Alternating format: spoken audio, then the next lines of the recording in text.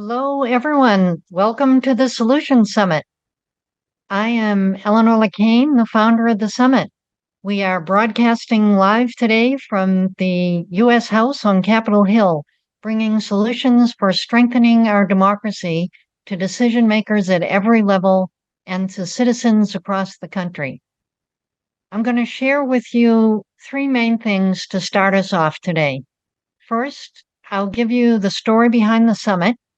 Second, I'll offer a framing of the threats to our democracy, including also root causes and key solutions to strengthen our democracy.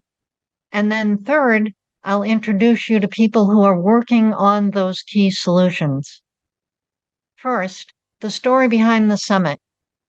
Years ago, I was in charge of strategic planning for the state government of Massachusetts.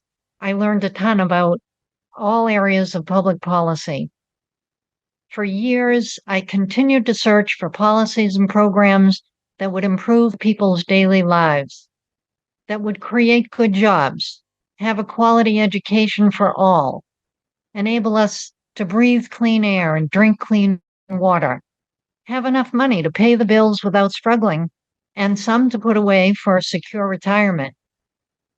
I went on a treasure hunt looking for the best of what's working in the United States. To my amazement, I found solutions everywhere. I wrote a book about some of the key solutions, and it's called Breakthrough Solutions because I wanted to help them become more visible. I'm honored to say there's an introduction to that book by the Dalai Lama. I began advising candidates and elected officials on solutions-oriented policy, working at the local, state, and national level. Last year, I realized the country is in such a state that helping a handful of candidates is not enough. So I decided to offer what I know to all candidates at all levels and all elected officials and all Americans across the country for free. I created this Solution Summit as a platform to share the solutions I've discovered over several decades and to give visibility to the people who are offering them. You know, we live at a time of great peril and great promise. Multiple crises challenge both the United States and the whole world. It's not an exaggeration to say the survival of our country, our species, and our planet are at stake. If you are anxious or scared, it's understandable, and you have a lot of company. Many people are suffering from climate disasters, financial troubles, illness, and anxiety about our country. The good news is we have solutions to all these problems. In fact, there's a hidden solutions movement in the United States. Thousands, even millions of Americans are applying their intelligence and creativity every day to help make things better. You'll be hearing about solutions to all those problems I mentioned at this summit. Some of the people who have solutions, they're really visionaries with solutions that could have a big impact. And I call these people solutionaries. Problem is that the people with the solutions often don't have the power to implement them. And the people with the power are often unaware that key solutions exist. So we're bringing together solutionaries with decision makers across the spectrum who have the power to implement their solutions, and the grassroots who can support them. Today at the summit will be the chair of the National Governors Association, Spencer Cox, who is the Republican governor of Utah. We have today the head of the Democratic Association of Secretaries of State, Secretary Jena Griswold of Colorado. We have members of the New Deal Leaders Network of state and local elected officials all across the country, to name a few. Our intention is to unite behind the rapid implementation of key solutions to our most pressing problems. We want to offer a beacon of hope at a dark time. We want to bring clarity and certainty and awareness that we can solve all our problems because we can. The truth is, this could be a good time. The breakdowns we're experiencing pave the way for breakthroughs to a better America and a better world at a scale we've needed for a long time. The solutionaries you'll meet here today offer big, bold ideas that can help bring systems change. And they'll offer smaller yet impactful actions that we can all take. We will answer the question, what can I do? We'll provide practical steps that will make a difference. I hope you find one or more actions that you can take from the summit. This is the final program in a series of 4 events in the Solution Summit. I decided to take on 4 of the toughest challenges we face: climate, economic insecurity, health, and democracy. We've already addressed climate solutions. We addressed broadening prosperity by democratizing the economy, and we've discussed solutions for improving our health. Those programs are all recorded, and you can check the website soon to find out how to access the recordings. Today, we'll address strengthening our democracy. So that's the story of the summit. Next, I'm going to give you a brief overview of the problems of our democracy, some of the underlying root causes that brought us to our current predicament, and third, some of the key solutions we can implement to strengthen our democracy. And then I'll introduce you to the solutionaries already working on those key solutions. So what's the problem with our democracy? The problem is there is a worldwide battle between authoritarianism and democracy, and we in the United States are part of that struggle.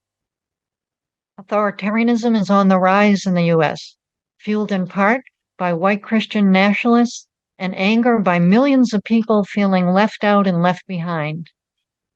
Paving the way to authoritarianism is widespread misinformation which has taken root. Now, almost a third of all Americans believe wrongly that the 2020 presidential election was stolen. That misinformation led to the January 6th attack on the U.S. government. It has led to increasing harassment and threats to election workers and elected officials, including an assassination attempt on the spouse of the Speaker of the House in their home. It led to election deniers running for office in 2022.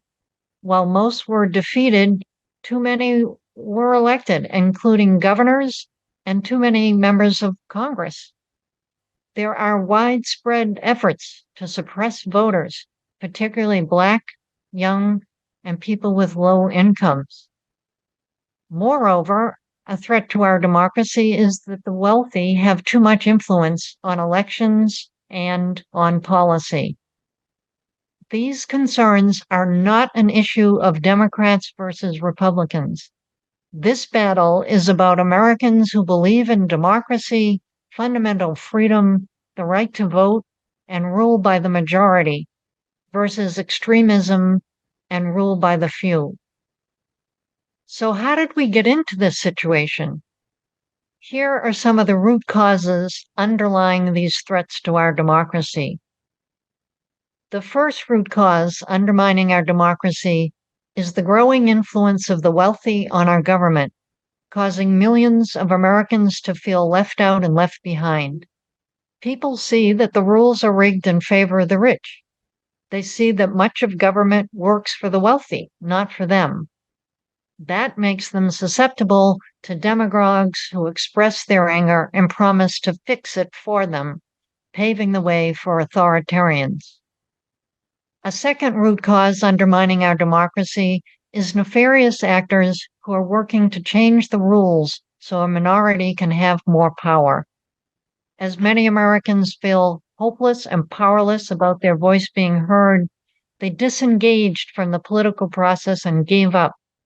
About 30% of citizens who could register to vote don't bother to register. And just over half of those registered actually voted in the last election in 2022.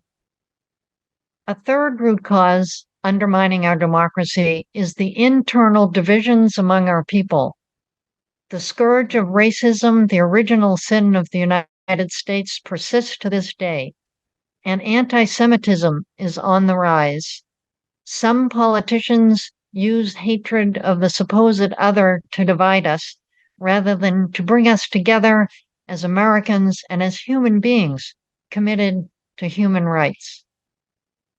A fourth root cause undermining our democracy is some significant structural constraints: gerrymandering, the Electoral College, and the United States Senate, where a state with a very small population, like Wyoming with under 600,000 people, has as much power as a densely populated state like California with over 39 million people.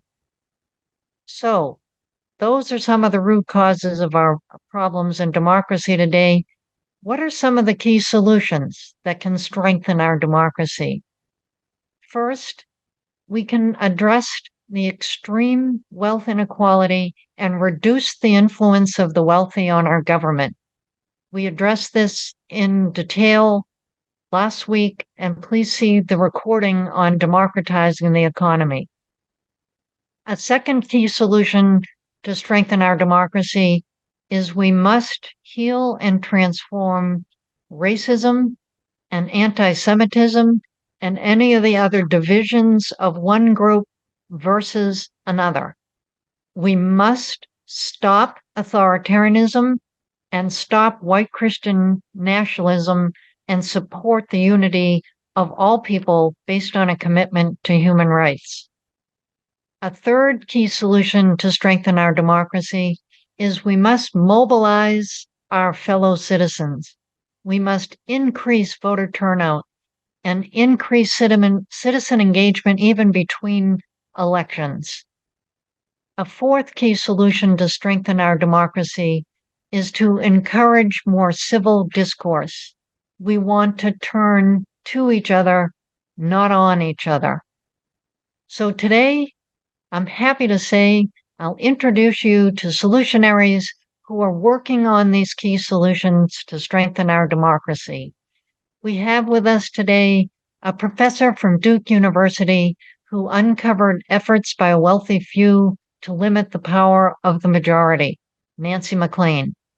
We have a champion of democracy who led the charge last year to stop election deniers from getting control of state voting systems across the country. That's Secretary of State Jena Griswold of Colorado. You'll meet a former white Christian nationalist who will reveal their plans to take over the country and tell us what we can do to stop them, Brad Onishi. We have with us today the race healer who can show us how to heal and transform racism with compassion for everyone, Milagros Phillips. We have a leader in the pro-democracy movement in the United States, best-selling author of Diet for a Small Planet and author of Daring Democracy and 18 other books, Frances Moore LePay, who is sitting by my side and will be with us here for the entire program. We also have the head of the National Governors Association, who launched an initiative for more respectful public discourse, Governor Spencer Cox of Utah, and more. The format is I will welcome the solutionary. They will make a brief opening comment about their solutions. We'll engage in a conversation for about 10 minutes, and then we'll open it up to question and answer. You are welcome to join the conversation with comments in the chat and questions in the chat box. Our first solutionary is the wonderful Nancy MacLean, author of Democracy in Chains, award-winning historian of U.S. social movements and politics, and professor at Duke University. Nancy MacLean, welcome to the Solution Summit. It's great to be with you, Eleanor. Very exciting to see all that you've convened here. Yeah, terrific. So, would you care to make a brief opening statement about what you're seeing and what we're facing with our democracy? Sure. Well, yeah, and you had also asked me to open with talking about what democracy in chains brings to our understanding, and so I would say, in a nutshell, my research showed that what looks to us like catastrophic dysfunction in our democracy is, in fact, the result of a decades-long strategic effort on the right, driven by Charles Koch and the network of over 600 now arch-right ultra-rich donors he's built to radically alter our government. So this chaos that we're seeing that feels to us so apocalyptic is actually, a project that's getting toward its end stages. So in the book, I told the story of the scholar whose ideas Charles Koch and his allied organizations have weaponized in a long game of interrelated plays to shackle democracy. All of you who are watching this are no doubt painfully aware of many of those plays, each of which reinforces the others. Hamstringing labor unions, implementing the most extreme and sophisticated gerrymandering in our political history, suppressing the votes of those who would disagree with their agenda, stacking the courts with ideologues from the Federalist Society, and more. The challenge we face is that few people understand just how extreme a cause Charles Koch leads, not least because this cause invests in wordsmithing and focus groups and other things to frame as palatable what would otherwise make most people gag if they understood what it is and where it's going. For arch libertarians like this, government has only three legitimate roles: providing for the national defense, ensuring the rule of law, particularly to protect property rights, and maintaining social order.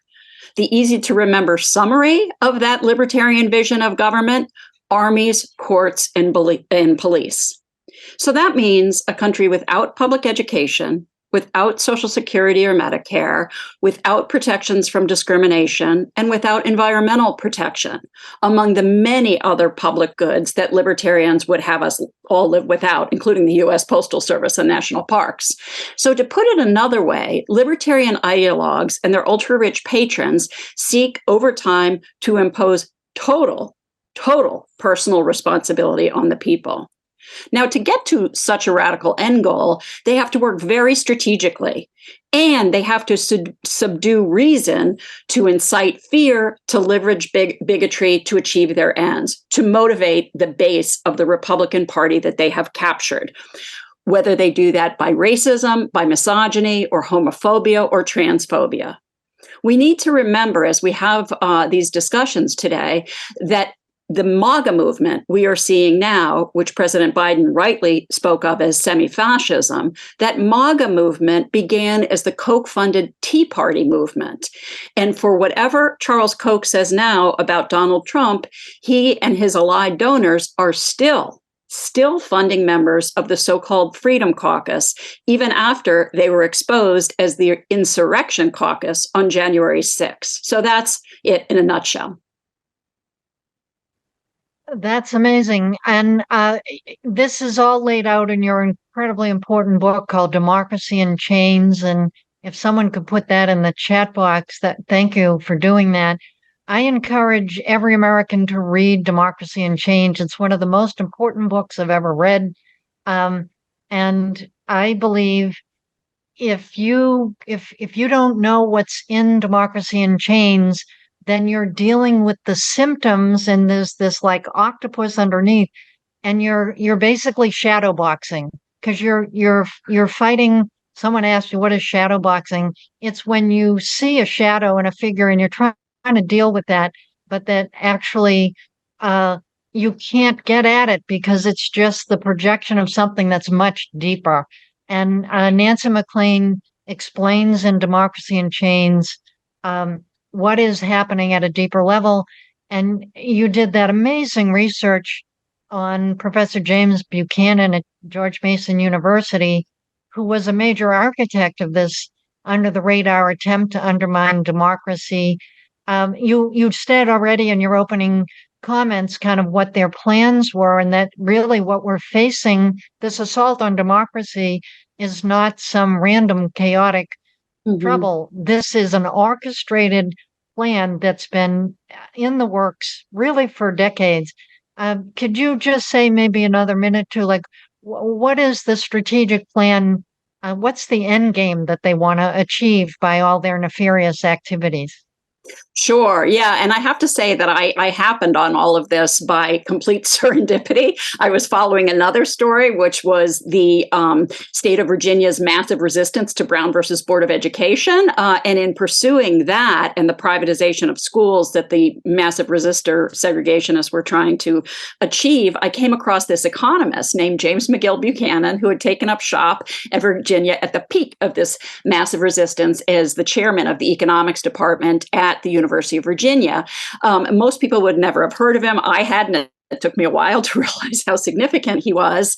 But basically, he was one of this kind of coterie of economists who came together after World War II, convened by Friedrich Hayek, if that name means anything to people, in something called the Mont Pelerin Society. It included Milton Friedman, Hayek, Ludwig von Mises, all of these extreme economic liberty advocates. And they worked for a number of years, in ways I describe in the book. But the key thing for us to know here is that by the early 1970s, Buchanan saw a need for changes so radical that he said they amounted to a constitutional revolution. A constitutional revolution.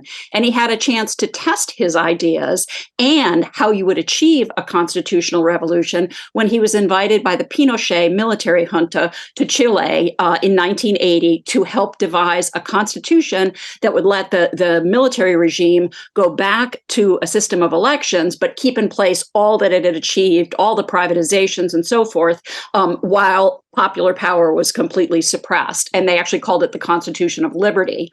So Buchanan came back to the US after that experience, wanting to make radical change here. And he began working in earnest with Charles Koch and many of the organizations that Charles Koch was funding. Koch's own Cato Institute, the Heritage Foundation, the Federalist Society, and many, many more. And the plan was to work within the existing legal rules to radically alter those rules, ultimately by convening an Article 5 constitutional convention that would enshrine their arch vision of liberty and nullify more than a century of popular public policy. This effort has really taken off since 2013. And you might want to wonder, what would the ultra-rich backers of a constitutional convention want? Actually, their chosen so-called grassroots leaders mince no words when speaking to friendly audiences.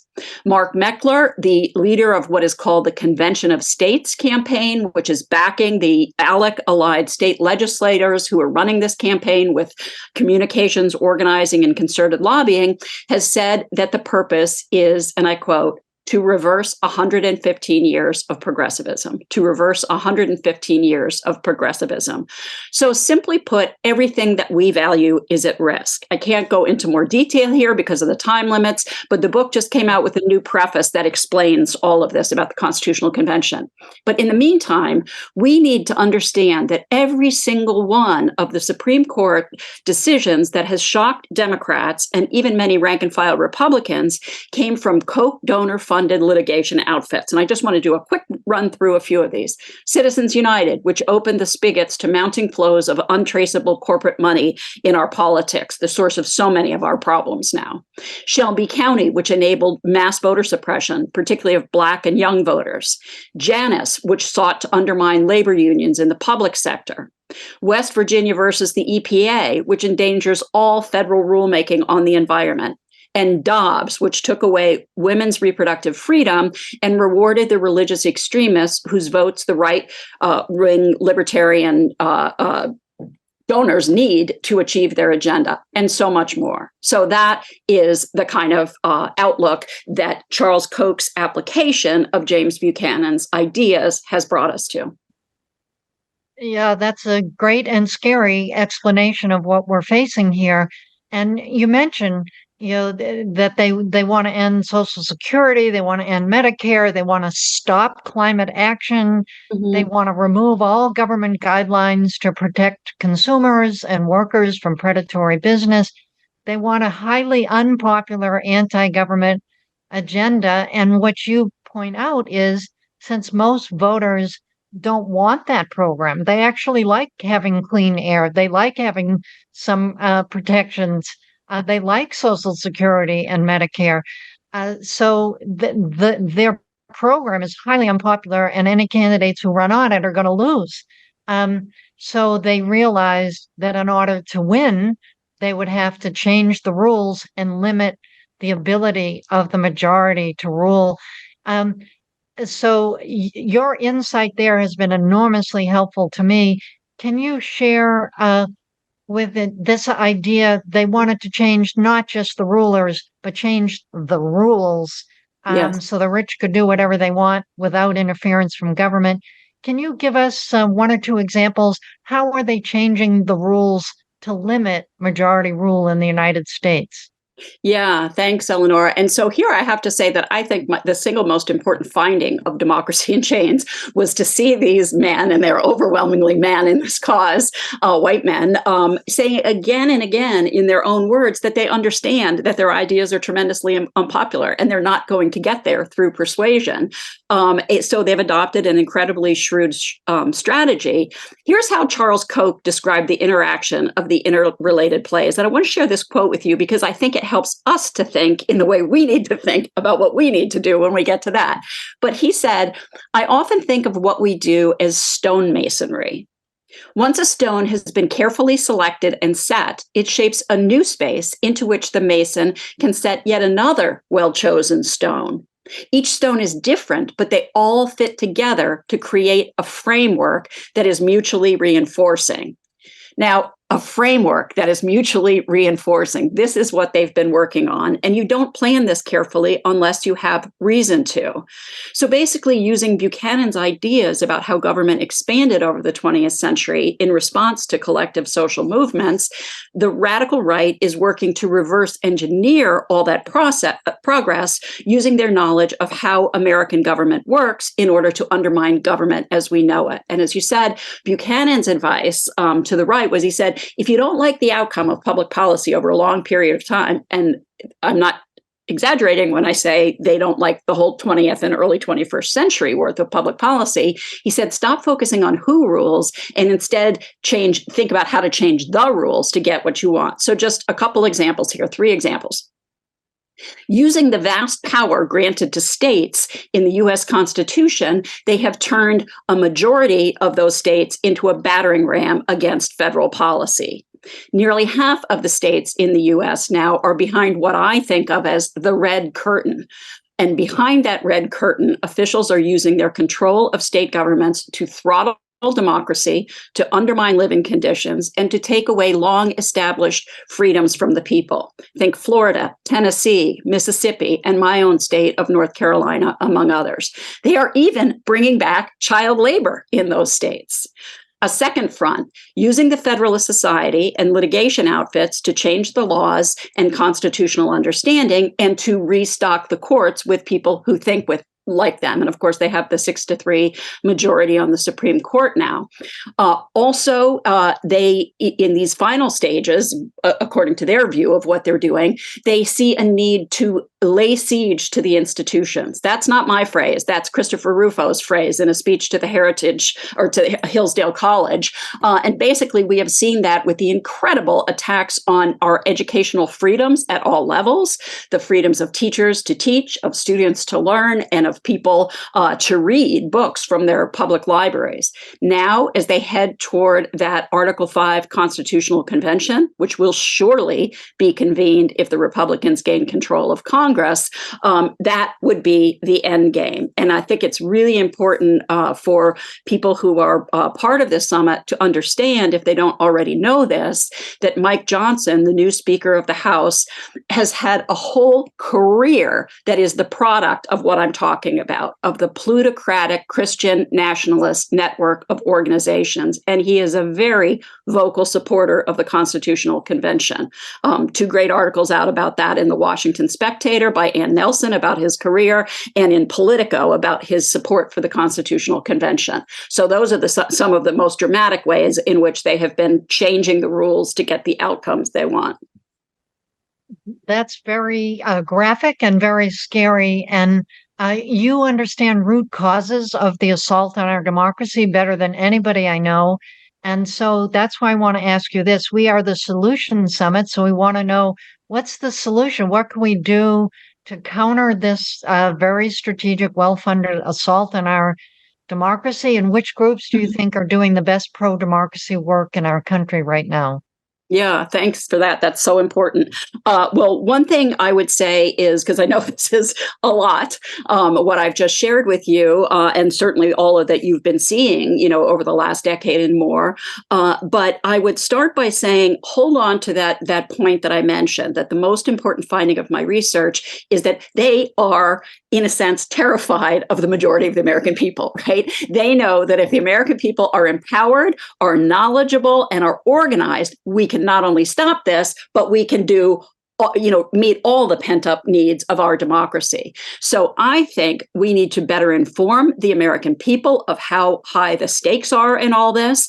And we need to realize that the crisis that we face began before Donald Trump, and it will outlast him if we don't come to terms with the enormity of the machine that has brought us to this point. We also need to alter the way we work. Much of what the right done is horrific and disgusting. I mean, the disinformation, the harms to people and to the planet, but they have shown savvy in some areas that we could enlist to stop their program and build the kind of robust democracy and sustainable economy we need. So one thing we need to really get clear about is we need to stop thinking only in terms of the next election cycle. We need to stop just relying on the consultant industrial complex who cares only about campaign victories and think about what we need for our democracy as citizens, as voters, and develop a long game of our own. We need to incentivize, and here I'm speaking to the donors, we need to incentivize organizations to reach beyond their competitive silos and work for common needs, most obviously for structural democracy reform. And I think organizations across the progressive spectrum did a terrific job of that in the run-up to 2020.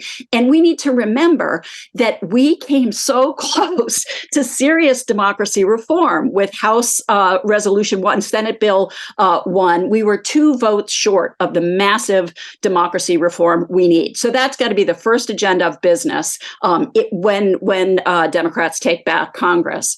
Also, I want to say another thing here. And this is something that Democrats have not been great about. We need to engage inclusive faith traditions and religious voters in those traditions to stand up to the religious right. There are many clergy and laity, including among evangelical Protestants, who are appalled by the religious extremists. And we need to find ways to provide a welcoming home for these folks. Also, we need to invest as massively as the right has to cultivate the upcoming generation. They have Koch implants on 300 campuses in this country. They have something called the Leadership Institute. They have Turning Point USA, campus reform, and more. What are we doing to support this coming generation that is the most progressive generation in our history? Not nearly enough. And those are the votes that elected Joe Biden among white people. Those are the young people we need to be doing much more for and with. As for which groups are doing the best work, I don't want to mention any in particular because I think so many, our site has lots of things going on, right? And so many are doing such good work, including a lot of volunteer work, as in my own state of North Carolina, but we're going to need much more ongoing collaboration. So one thing I'd point to on this thread of a constitutional convention is Common Cause has been in the leadership of that, and Center for Media and Democracy provides the most up-to-date information. They need backup in the states so that we can rescind authorizations, we can keep new authorizations from happening. And the last thing I will say is that working in the states is crucial over the coming year, really rebuilding power and capacity for sustaining democracy in the states. Because one thing we did not understand on the Democratic side that the radical right understood is how much power is in the states. And if we don't reclaim state legislatures in places like my North Carolina and many of the other purple states, let alone turning red states to purple states with strategic long-term investment, we will not get ahead of this. But we can do it. There are good people on the ground. They have visions. They have plans. And I think everybody on this call knows that early money is like yeast, as Emily's list puts it, right? Like we have to invest now, not in the month before the election when nobody can use those resources except waste them in ads. We need to be investing now to put organizers on the ground, to train people, and to get the massive get out the vote effort we need to start working toward these long-term goals. All right. Well said and very hopeful. And I worked on a lot of campaigns. I agree with you. I wish we would have less money in media and a lot more money into the field and organizing, because that's where our long-term gain is going to be. If you have any questions, please put them in the question box. I'm going to invite Frances Moore-Lepay to the stage. Frances Lepay is a leader of our pro-democracy movement and author of best-selling books, Diet for a Small Planet and Daring Democracy, Igniting Power, Meeting, and Connection for the America We Want, and 18 other books. So Frankie, do you have a question? Yeah, I do. I am a big fan. Wait a second. Hello, Frankie. It's wonderful to see you again. I hope it's okay to use your nickname.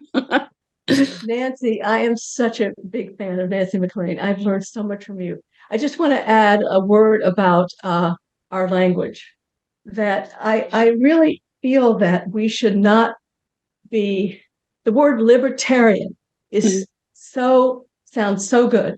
And who's not for liberty, right? So I wonder if we should start referring generally to the anti-democracy movement, the anti-democracy philosophy, and even the right. We call them the right, but that also sounds pretty good.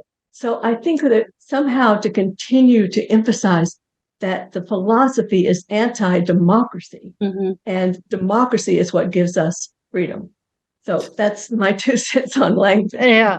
I totally agree. I think it's important to be able to trace the lineage of these ideas, because they are distinctive and they're not conservative. They hated conservatives and were very open about that in the 1970s. And now they're flying under a false flag. So I signal that because I think, people who are appalled in the rank and file base of the Republican Party at what's happening, and there are Republicans like that out there, they need to know that their party has been captured by people who are not what they're calling themselves. But beyond that, I totally agree.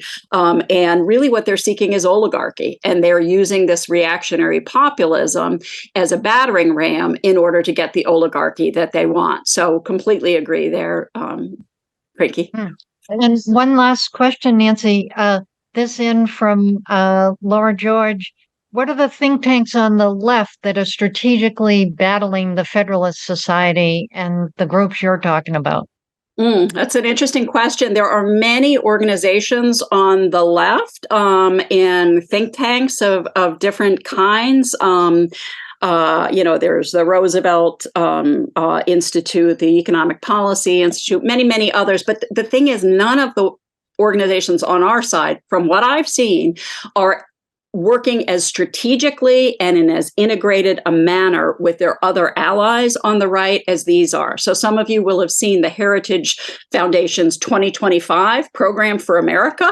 If they get a Republican in the White House, if you haven't seen it, you need to see it. It is hair-raising about how they plan in the particulars, over hundreds of pages, to take down our democracy. So they have the Heritage Foundation, which then works with the Federalist Society to get the judges in place, and with Americans for Prosperity and others, to provide boots on the ground. So I will just say again, I don't want to mention any particular groups for the fear of slighting others that I'm not thinking of at the moment who are also doing great work. But I think we have terrific people. I think we have so much, such intelligent people, so many resources on our side. When you try to compare culture and cultural workers on both sides, oh my gosh, who Trump invited to the White House? Ted Nugent. Ted Nugent, catch scratch fever, who's a crazy gun nut, and then compare that to the Obama White House and the people that came to the Obama White House. So we have incredible resources, but I do not believe that we are aligning them nearly as strategically as we need to be. And I will say too, and this is maybe a little painful for some in the audience, but I've been disheartened to see Democrats, leading Democrats, progressive Democrats in Congress who have written books about the Trump presidency who don't talk about the threat from the donor network on the right and the Kochs. I, love these figures. I'm not going to name their names. They know who they are. They are fantastic people doing the Lord's work, but I don't know why. Is it fear? I don't know what it is that leads people not to identify what we are truly up against. But if we don't do that, I don't see how we defeat those forces on the right. Well, and you do that so powerfully. And unfortunately, we're out of time right now, but Nancy MacLean, we salute you. We encourage everybody to read your book, Democracy in Chains. Can't wait to read the updates. And we thank you so much for being with the Solution Summit. I'm so happy to be here with you, and I'm looking forward to listening to the rest of the presenters in this session. So I will go mute and disappear, but really looking forward to hearing from others and to being part of the conversation on the chat. Thank you. Our next solutionary is going to be talking about defending democracy.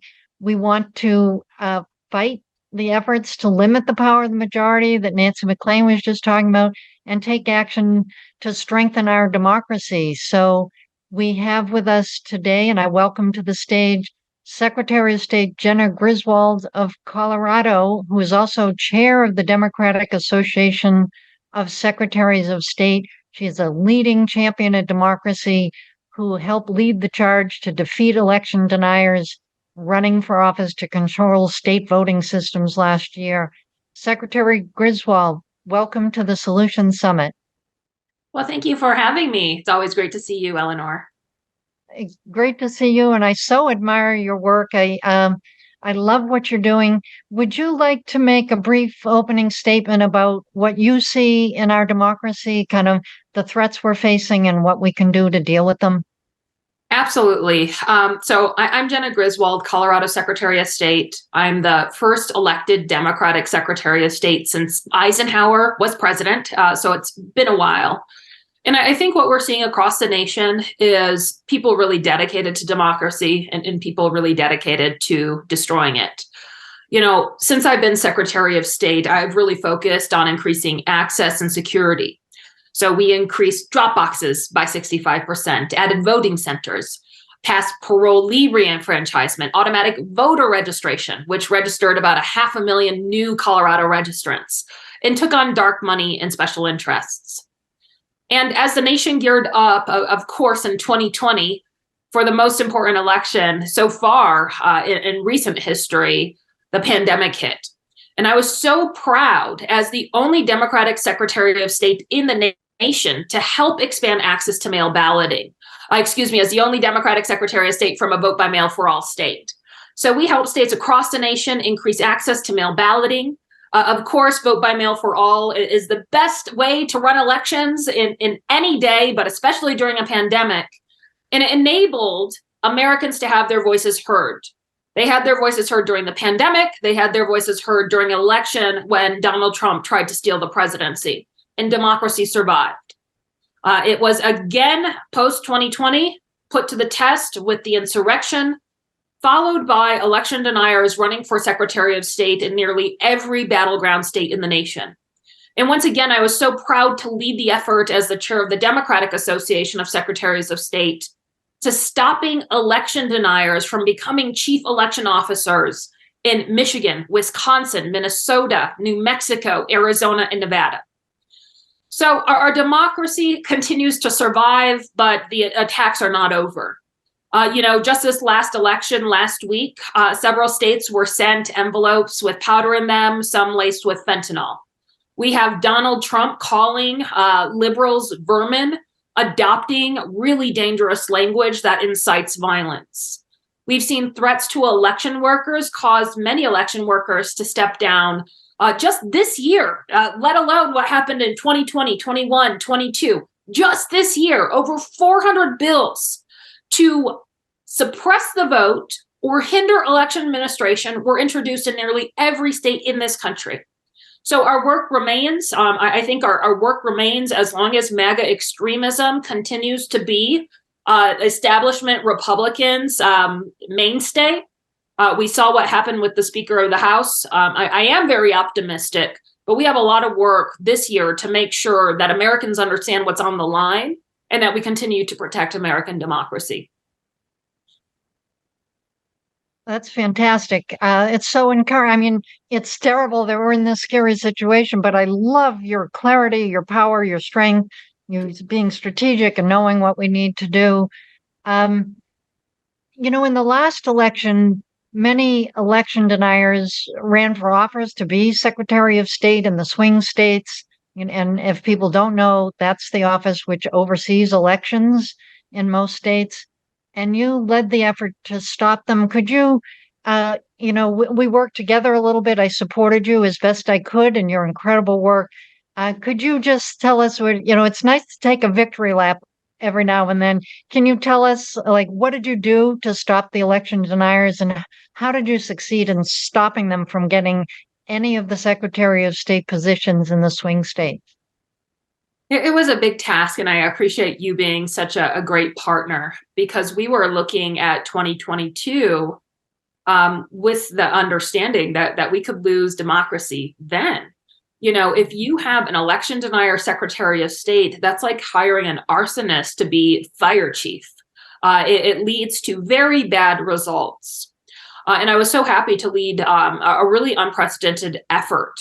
We built out a team. We raised money to be competitive in these states, and we alerted Americans to the risk. Sometimes we focus on stopping the bad guys. We did stop the bad guys, people who would have made it harder for Americans to choose the president this cycle. Imagine if these guys were in power, election denier secretaries of state, you would have crooked politicians trying to put their thumb on the election when the American people should be the ones making their voices heard. So we stopped them, but we also enabled good, strong people to take the helm. People like Steve Simon in Minnesota, people like Maggie Toulouse-Oliver in New Mexico, who have championed campaign finance reform, increased voting, automatic voter registration, all the things that should be nonpartisan to enable Americans to have their voices heard in free and fair elections and not get drowned out by the corporations and the billionaires trying to buy elected officials. Right. Well said. And, we're concerned about our democracy. And as I don't know if you heard any of Nancy MacLean, but I'm sure you're aware of kind of the background of where this assault on our democracy is coming from. What action do you recommend that our government leaders take to strengthen our democracy to withstand these attacks? Well, there's things that I think should happen immediately, and there's things that I think can happen immediately. At the end of the day, Congress is broken. I think looking towards DC to solve any issues is a long game of waiting where we don't have time. The Speaker of the House, the second person in line to the presidency, is a known election denier who worked with Donald Trump to try to steal the presidency from the American people. He does not care if our democracy is in shambles. That's what they want. But big picture, we're only in this situation with this extremism because our democracy wasn't quite working. And that's making sure that we stop voter suppression, gerrymandering, and dark money in politics. What we see is elected officials suppressing the vote of the people they don't want in their districts, kicking them out of the districts through gerrymandering, or just being bankrolled behind the scenes with corporations and billionaires that weaken all of our voices. So those are the big structural reforms. But going into next election cycle, I think states need to immediately follow Colorado's leads in protecting election workers. I led laws to make it a crime to dox or retaliate against an election worker. I led a law to ban open carry near voting or where they're processing ballots. It's now a felony in the state of Colorado to compromise voting equipment. I took on the nation's first insider threat when a sitting county clerk, actually working with the My Pillow guy in QAnon, compromised her own voting equipment. So there's a whole host of reforms that Colorado has put in place over the last 5 years, both to open up access, but also to disincentivize the bad behavior. Because these extremists, they're often making a calculation. Is it better for me to join in on this attack on democracy, or is it worse for me? That's why you see people like Trump's former chief of staff helping him until he is facing the prospect of sitting in jail, and then he flips. So we really need to disincentivize any of this behavior that we can. Yeah, absolutely right. And that's a great outline of a program for what we can do in government, and our citizens, of course, should be pushing our government officials to be doing this. And beyond that, is there any action, or what do you recommend those of us who are citizens not in elected office? What do you recommend we do? What action can we take to help save our country here? Well, I would just say you don't have to be in elected office to really save the future of this country. And I know I am in elected office, but, look at me. I grew up in a cabin with an outhouse outside on food stamps. I started working the summer after 7th grade. I'm first in my family to go to a 4-year college and then to law school. And I had the audacity to think I could run for office, and we won big.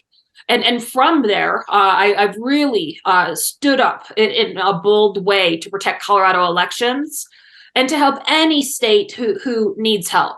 So I just share that to tell every single one of you that regardless of your background, you all are all mighty to do great change.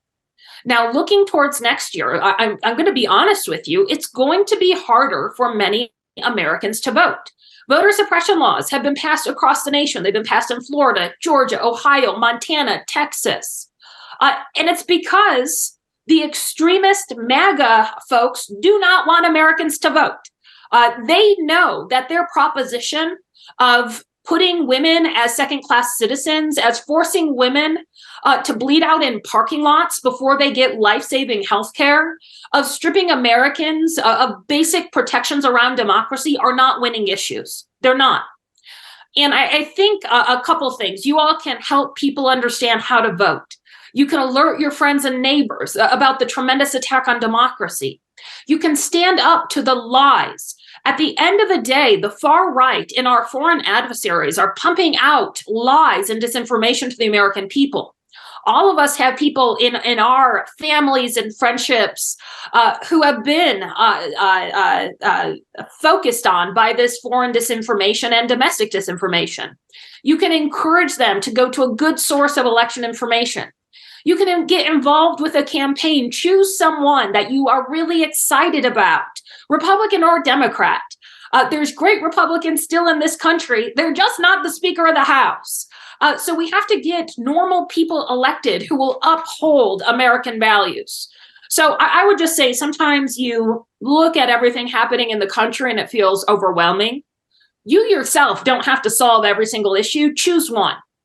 I can't save democracy by myself. Secretaries of State can't do it by ourselves, but together we can do it. And we all have to really chip in over the next year to make sure that this country remains a country where eligible people have full citizenship, and a country that is really of the people, for the people, and by the people. Absolutely. And the questions coming in here, I'd like to share one with you before you go. About education plays a vital role.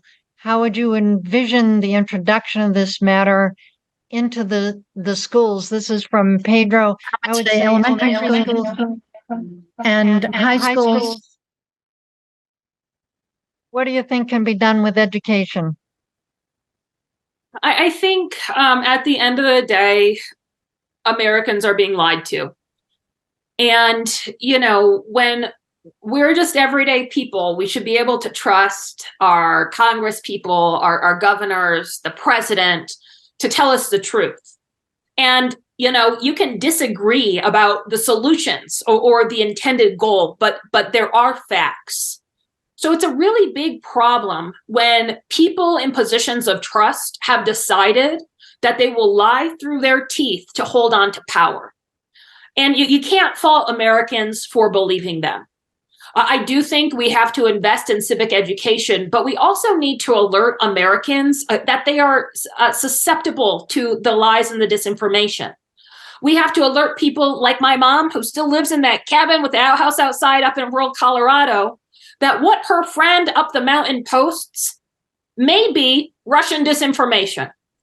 The number one tool we have in the very short term, long term, there are big structural things that we need to do. But in the short term, Americans need to know that they are being fed disinformation so that when they're consuming things, that they know to have a level of skepticism and to fact check. They don't have to fact check with the Democratic Secretary of State. They can go to intelligence. They can go to the FBI, Department of Homeland Security, CISA. They can go to, heck, Bill Barr about the 2020 election. They don't have to be people who agree with me. But that, I think, is the number one thing we have to do in the short term to make sure that Americans know how to get good information and to view what they're consuming with a degree of suspicion. That's terrific. Well, I love your strategic thinking. I love your courage, 100% behind you. I know you have to move on to your next event, but I just want to salute you as a champion of democracy, as a great patriot, a fellow American, and a leader, and support you in any way we can. Secretary of State Jena Griswold, thank you so much for being with us today and for all your important work. Well, thank you, Eleanor. I really appreciate it. Just imagine, a couple of years ago, no one knew what the heck a Secretary of State was. And we're at the front lines of defending against these attacks. We can't do it alone. So thank you, guys. Thank you for having my back. And if you have any further questions or want to talk, you can always find me through email or a call. Thank you, Eleanor. Thanks so much. Good luck and keep safe. Thank you. Our next session is about addressing this problem we've got of the divisions among our people. We have two wonderful people coming to talk about how we unite Americans. How do we heal the internal divisions that are making our people more susceptible to demagogues? And two fantastic people I'm going to invite first to the stage, Milagros Phillips, who is known as the race healer. She's got over 35 years experience on race literacy and healing. She's the author of a fabulous book called Cracking the Healer's Code, a prescription for healing racism and finding wholeness. Milagros Phillips, welcome to the Solution Summit. Thank you so much for inviting me. I'm so happy to be here with all of you and hearing all of these great solutions that are available to us. It's wonderful. So thank you so much, and thank you for your work. Thank you for that. I appreciate it. And we're going to also bring on the stage another person who can help us with a different perspective, and we'll hopefully talk to each of you individually and then together. Bradley Onishi is a former white Christian nationalist and author of a very important book called Preparing for War, The Extremist History of White Christian Nationalism and What Comes Next. The title says it all. Brad Onishi, welcome to the Solution Summit. Well, absolutely thrilled to be part of the summit. Thank you so much, Eleanor, for leading us and for organizing this, and just really looking forward to this conversation. Terrific. Well, this issue of racism is so big and so hairy and scary, and it's often hard to wrap your head around it. And I'm grateful to the two of you because in different ways you've been so helpful for me to understanding what is the problem of racism and how do we heal it and transform it. Brad, I'm going to start with you because you've got that inside view. You were a leader in the white Christian nationalist movement for many years. And I'm curious to know, and I'm hoping if we kind of draw you out a little bit, then we bring Milagros in going, this is what we're up against, Milagros. How are we going to handle this? What was it? Like, how did you get involved with white Christian nationalism, and how did you find your way out?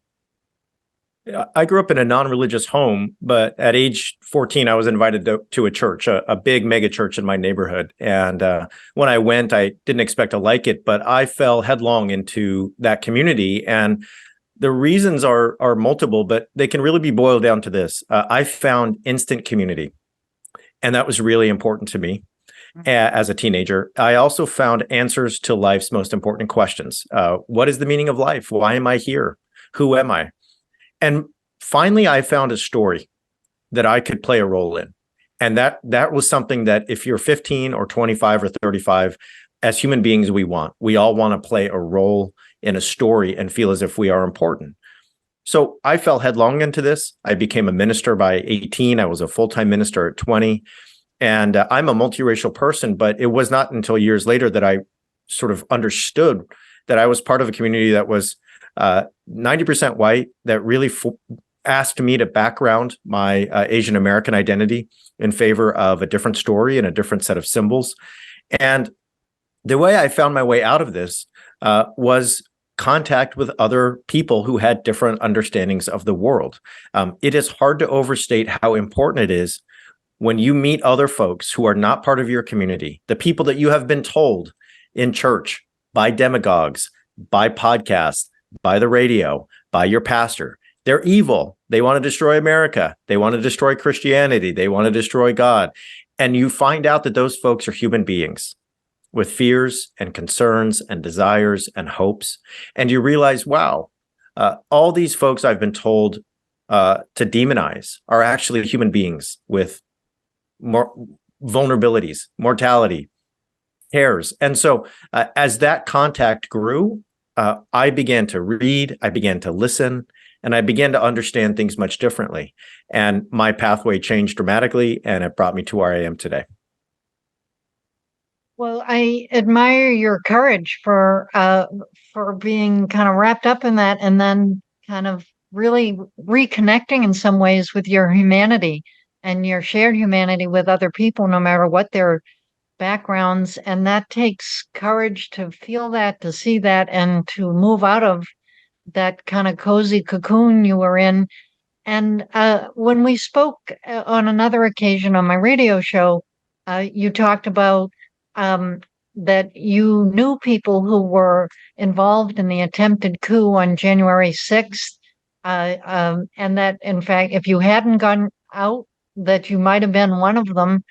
And you said that it isn't just looking at Trump stirring up the crowd, that the coup attempt was the logical outcome of 50 years of white evangelical preparation for war against our democracy.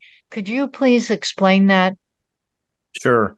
I'm now a scholar of religion. I study history and sociology of religion for a living. And what I began to understand about my community that I used to be part of is that in the 1960s, there was a sense that among many white Christian nationalists that they had lost their country, that the country had been taken from them.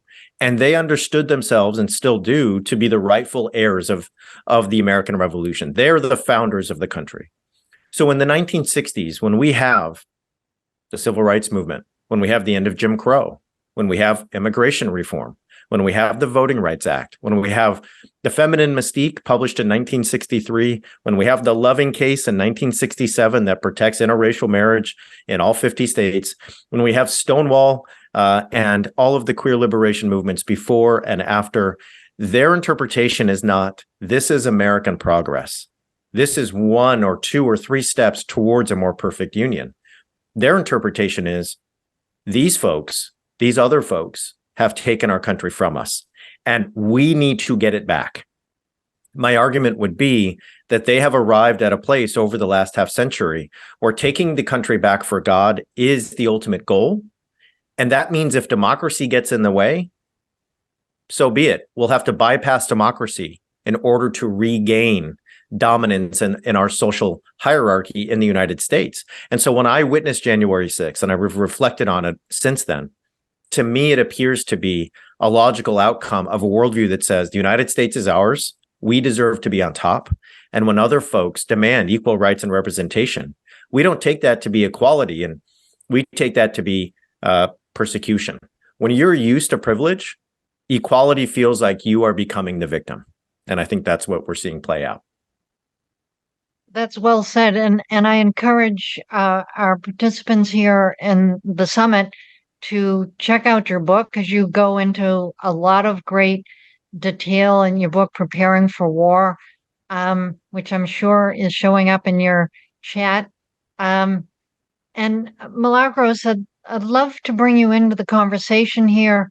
You have dedicated your life to healing and transforming racism. And I just would like to start by saying, do you have any comment on what Brad just shared with us? Yeah, thank you so much, Brad, for that.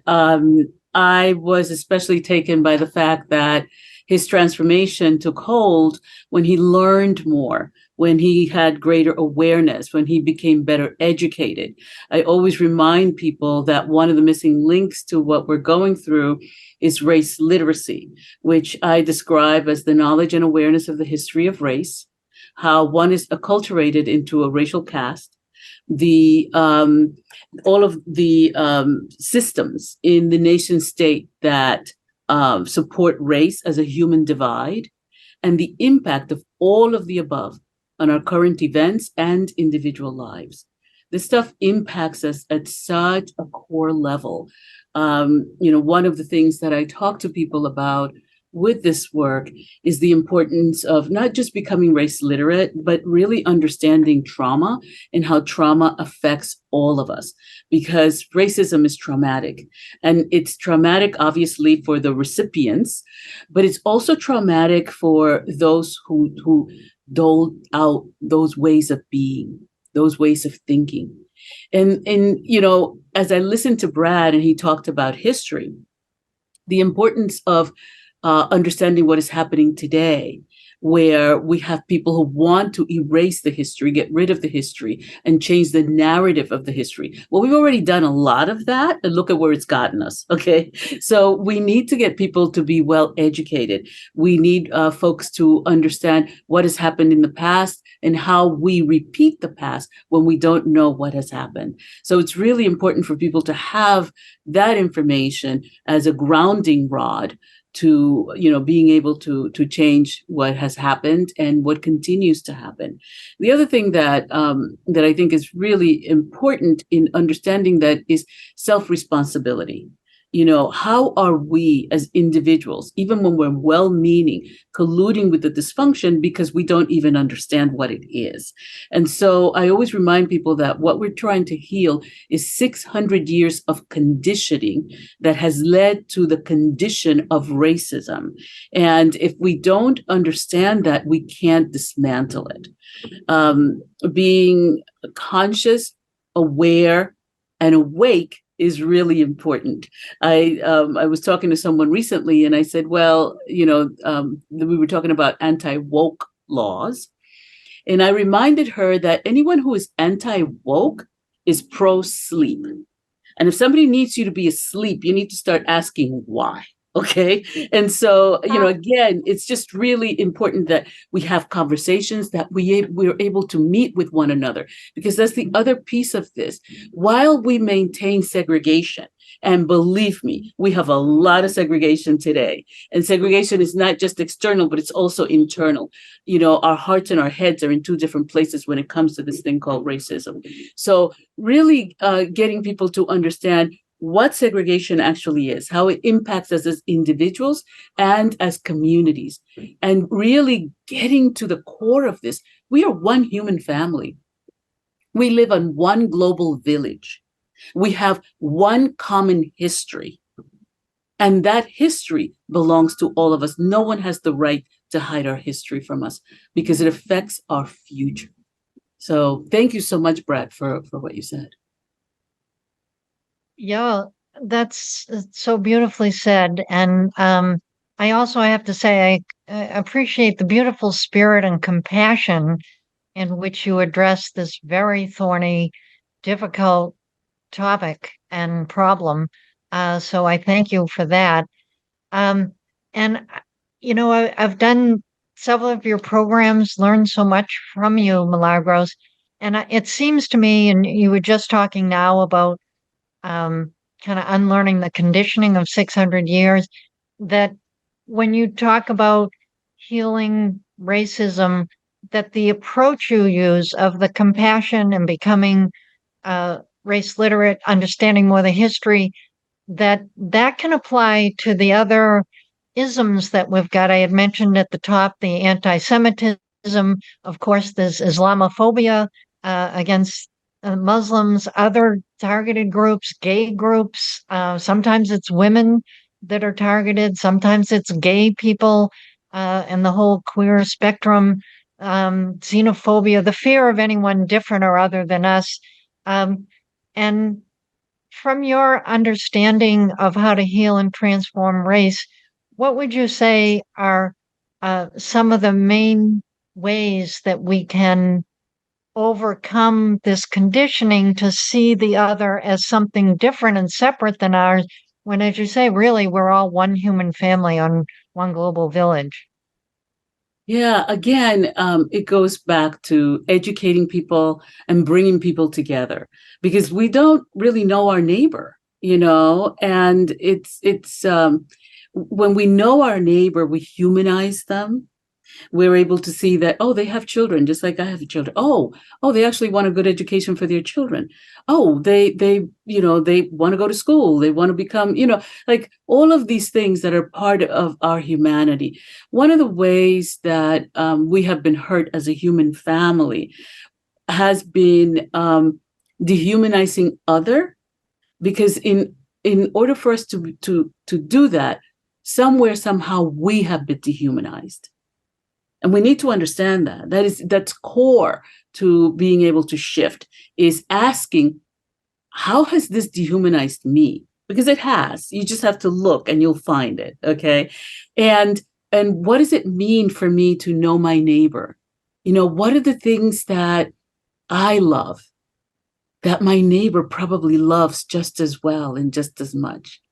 Just really having ways of seeing what we call other as ourselves, wanting the best for others because we want the best for ourselves, and really seeing other as the self. I always tell people, that saying, there but for the grace of God go I, and how it shifts everything if you change that to there go I.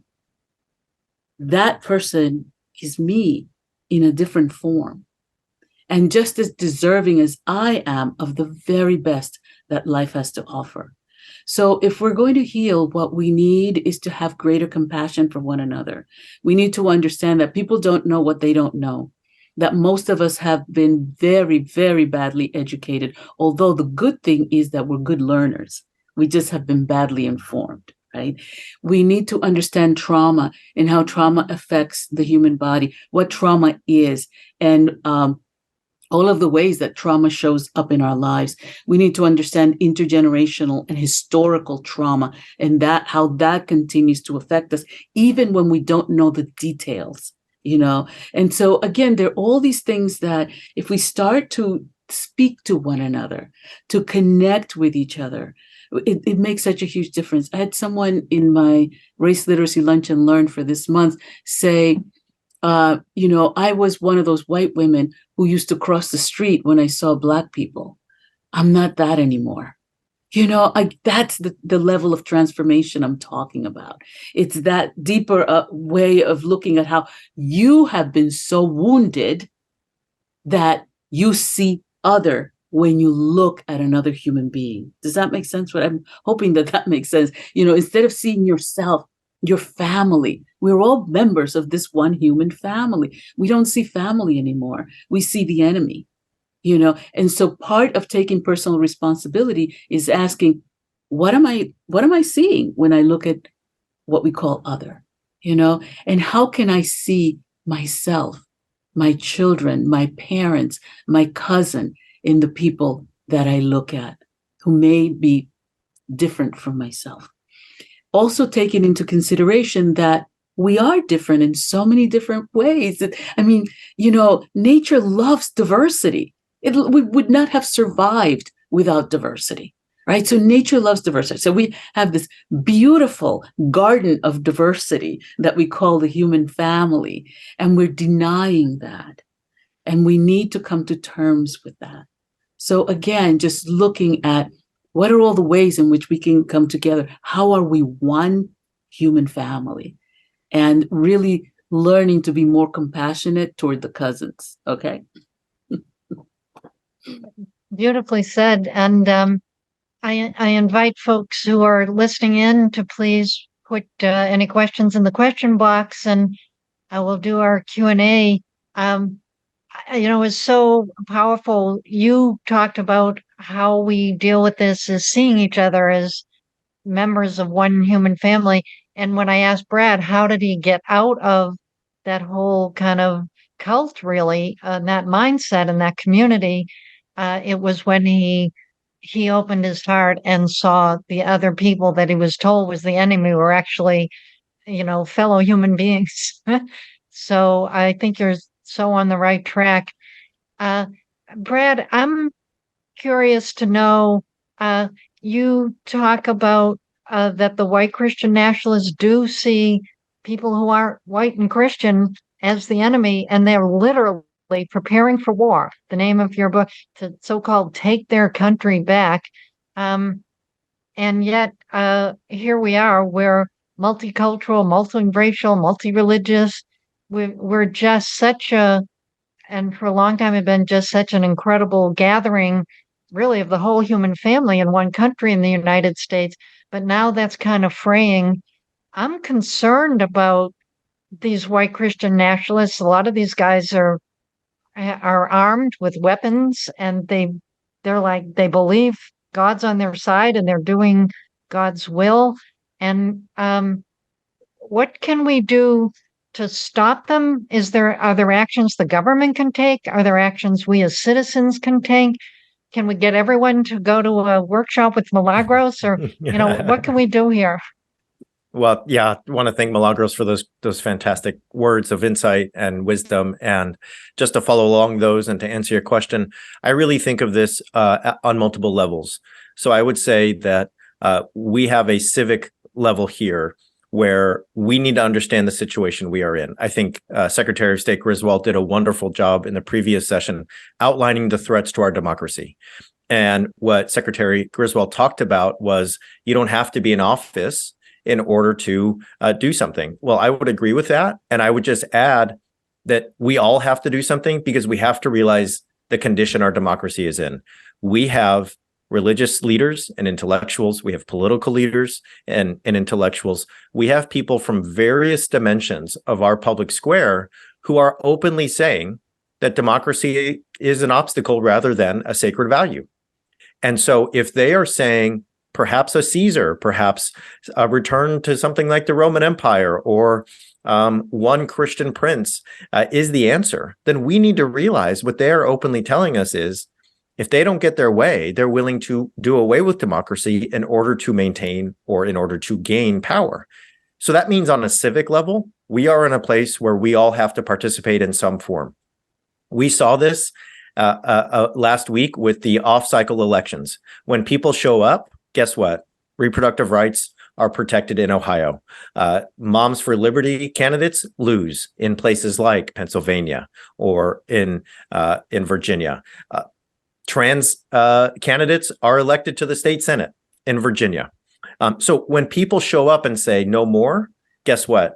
Our elected officials, our elections, the things that we desire as Americans are protected, and we see ourselves in the people who represent us in some form.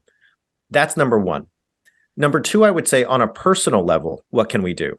Well, I want to just follow along with what Milagros said and say that when I have an opportunity these days to talk to my cousins my literal cousins, about why they might be far down the MAGA road or something else. My approach, and this might be a little bit surprising to some people, is not to fact check. Hey, they say a thing, and then I say, well, guess what? You're absolutely wrong. Let me show you why. They may be wrong, and I may know exactly why they're wrong. But my follow-up question is not, I can't believe you. How can you have believed something so foolish? My follow-up question is, hey, you seem angry. Tell me about that. What's angering you here? Okay. You seem scared. What are you scared about in this country and about in your community? You seem not so optimistic about the future. Why? And when I start asking those questions, I think we get to the place that Milagros just talked about, where we're humans, talking about being human. And they might give me a chance at that juncture to say, what are you scared of? You got 2 little kids at home. What are you hopeful about? What are you angry about? And if that space opens up, we're talking about what angers us, about what we are afraid of, what we're hopeful for, then all of a sudden, that person that they see next to them is not the God-hating liberal they've been told that they are. They're not the America-hating, fill in the blank, communist something, something, something that they've been told by their pastor in their favorite radio program that you know what they are? Just a human being, also scared, also doing their best. Now, we have to be in those situations, we have to make sure we're safe. If it's not safe for you to be in that conversation because of your identity, because of your racial or gender or sexual identity or any other, then of course, it's not a good idea to be there. But if it's possible for you to talk to that cousin or that friend or that colleague or that nephew about these kinds of issues, I would say that we have to ask them about emotion and affect and see if they'll let us do the same, because then we're just 2 humans talking. And then we might build a level of intimacy and trust that can go forward, and where they might think, wow, that guy doesn't believe what I believe. And actually, he's on the side of things that I was told are trying to destroy the world. He seems just like a dad who's barbecuing here in the backyard and just as scared and worried as I am. Who knew? Maybe I should reconsider some of what I've been told. So I think civically and personally, there's 2 dimensions and 2 levels, and we have to be committed to both. Yeah, that sounds great. And I've seen this in my husband's family, which is split between, there's a group of them that's MAGA, and there's a group that's Democratic, and I would say connected to reality. And it's been a real division, and it's to the point where it's hard for people to talk to each other.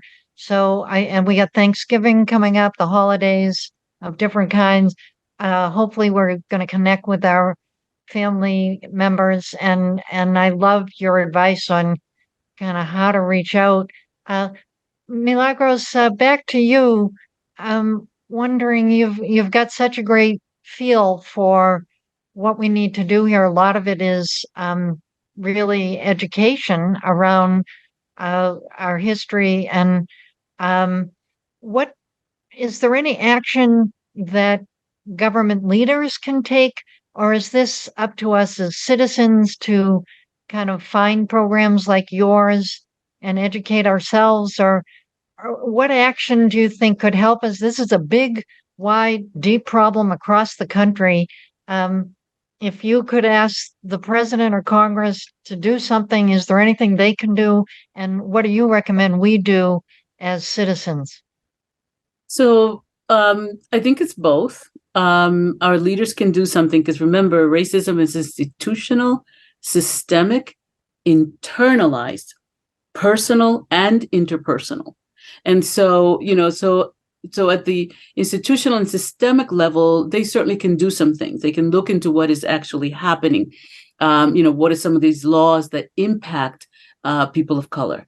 They can, so there's some things that can be done at that level. At the personal level is understanding that as we become more educated around race and racism, and we start to understand that a lot of what happens to people is, they will often feel guilty or shamed, or any of those kinds of emotions can come up. It's not that what you're learning is making you feel that way, is that you have that in you, and what you're learning is bringing it up so you can finally heal and transform it. You need to really give yourself the opportunity to feel those feelings. They are uncomfortable, but it's part of the learning. And don't let anyone ever tell you that you're too weak to go through those feelings, because you're not. We are amazingly strong human beings, and you become stronger as you practice your power, right? And so being able to do that, because it's internalized, we need to be more compassionate and patient with one another, because people don't know that what they don't know, and they've been severely misinformed around this thing that we call race and racism. And so so people are going to make mistakes. Even when they're trying to do their best, they're going to make mistakes. And those of us, particularly those of us who are people of color, need to be more patient and understanding, although that's really hard to ask the people who have been very patient and understanding for centuries, right, around this whole thing, and who often have not had a choice but to be patient and understanding, right? So that's the internalized piece. At the personal level, we can become better educated. We can choose to read books that give us really good information.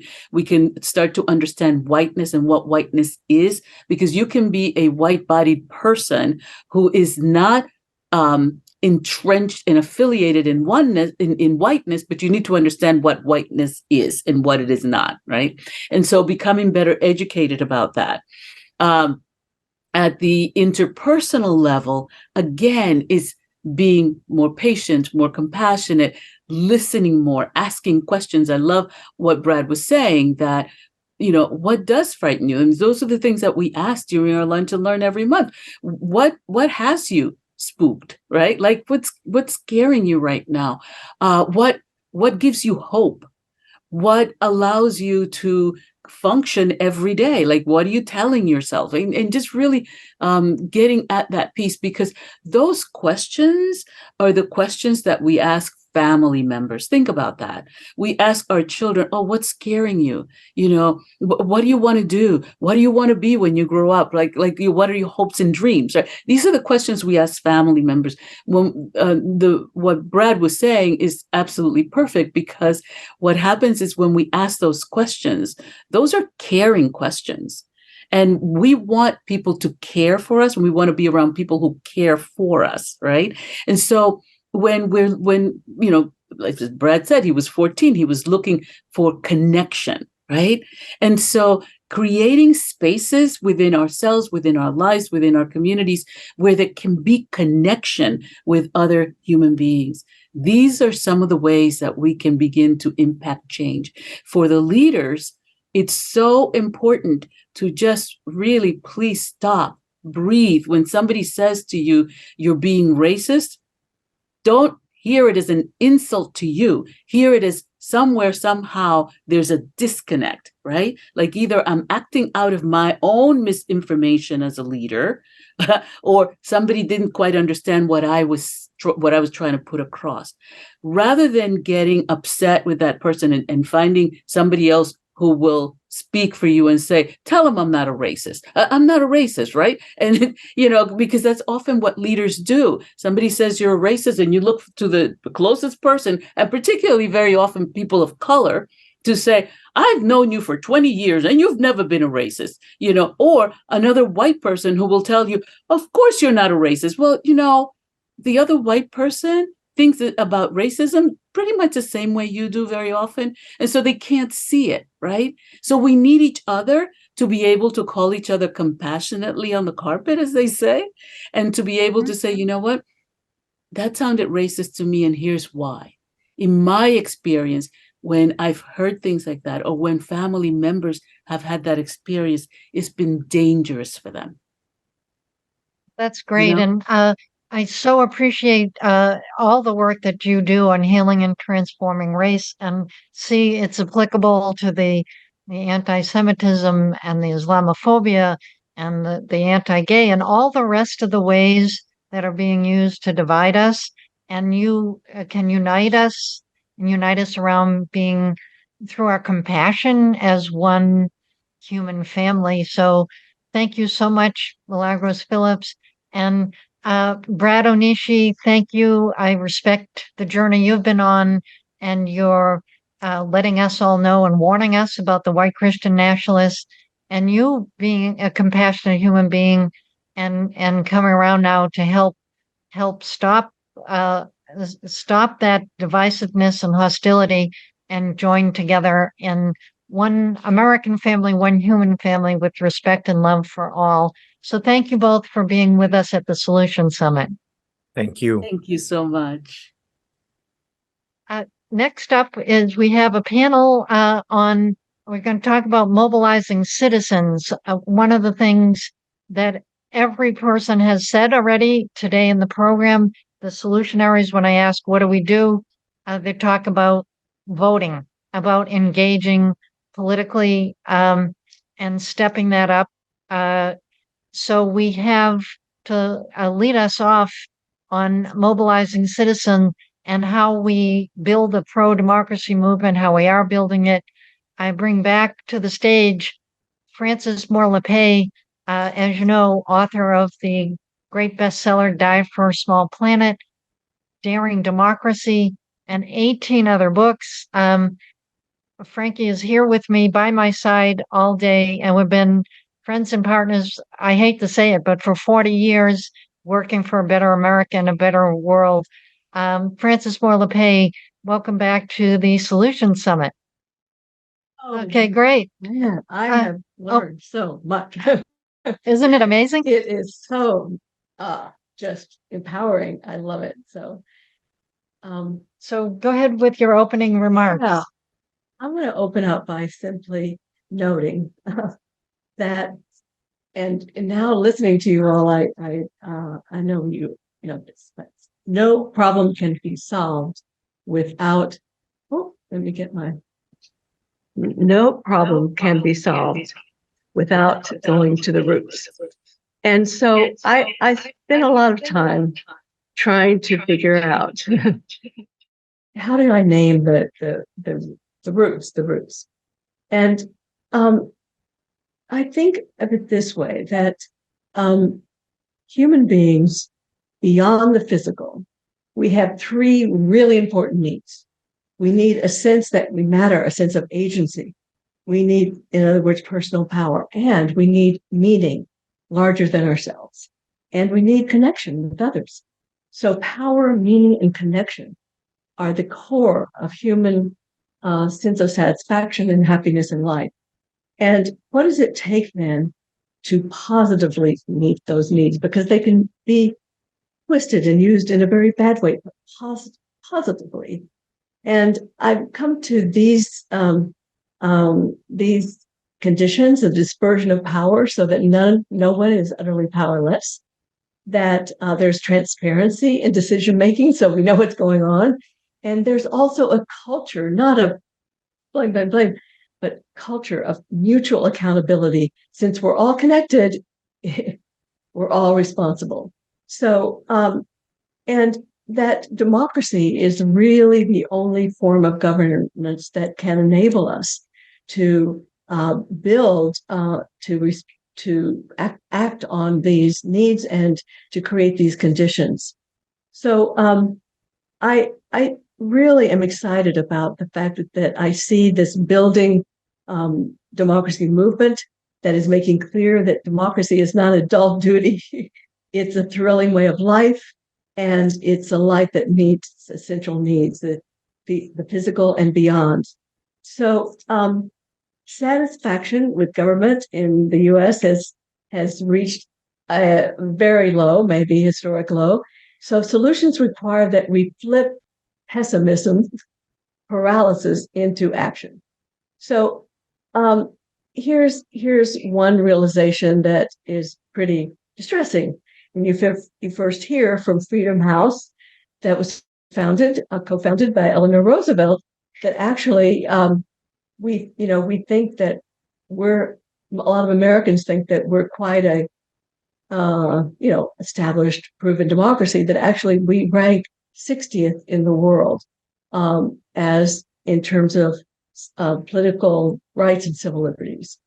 And So sustaining hope demands courageous democracy movement, as we're all about, and I'm more inspired than ever that after hearing everyone today. And so not only to pass, yes, For the People Act, but to really build, yes, critical, and to build an ongoing movement that feels like it is something that every day is giving us life and hope. Um, so I think part of it for me is showing what is happening that is making a big difference in states and in cities.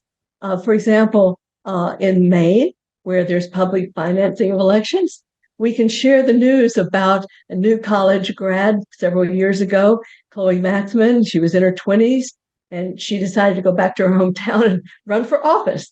And guess what? Now, this same young woman is a leader in making Maine a success in moving toward green energy. Very critical. So, and we've seen how, Los Angeles, New York City, and others have used small donor funds to create funding for candidates, and that dozen jurisdictions just in the last few years, in the last decade, I should say, have moved along with that approach to getting money out and getting the public to support actual fair and competitive elections that aren't driven by money. And so, one of the stories to pump me up is, many of you may know the history of, but Katie Fahey, which in Michigan a number of years ago, with just one social media post, started a petition campaign throughout the state to fight gerrymandering. And they basically got enough petitions to transform the system to something much more fair. So we can all help in this process of creating a movement about the enjoyment of empowerment and being able to no longer feel that we are just pawns, and ultimately awaken enough of us that we can then reverse the Citizens United decision that gives corporations the power of citizens to influence. So my real point is simple, that as you heard today, that proof is plentiful of our problem and the solutions as we're hearing about today. But I really want to underscore that this democracy movement is not a burdensome duty. It is an enhancing journey. It is not a you should, it's a we can. And that's a very different feeling. Democracy requires one thing above all, though, however. It does require courage, doing what we thought we could not do. Courage comes from the French cœur, heart, so it's very emotional. And I love, and I'll stop with this, Eleanor, that I love to quote another Eleanor, Roosevelt, who said, "Do one thing every day that scares you." And I try to do that. So as we take risks for democracy, then we can reconceive that pounding heart as our inner applause, saying, "Go for it." So that's what we can do in a democracy movement that is already so vibrant. That's terrific. Thanks so much, Frankie. And, I'm curious, with your perspective, what you see. It's important to know what the obstacles are so we know what we need to do to overcome them. What do you see as the biggest obstacle to democracy in the United States today? Well, I see the biggest obstacle is a mindset.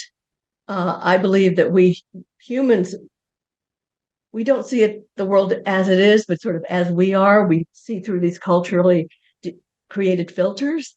And so I think that we really think that we are the world's best democracy, and we cannot then see the incredible both the undemocratic dimensions, where you talk about gerrymandering, money control of politics, but also see, we can't see how others are doing better. And so so that's really the important thing here, that we worldwide, that shocking that we rank, So low. so low, but we can take that into what can we learn from others who are ahead of us above the 80 points. Yeah. Terrific.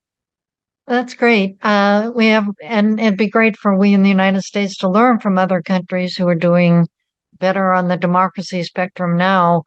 And what do you think are the most important democracy reforms that we should pursue? Is there a magic bullet here? Well, there's no magic bullet, and I think all the reforms that have been mentioned are all, the voting rights and money out of politics. And I really think that the public financing of elections is, for me, perhaps the most Critical.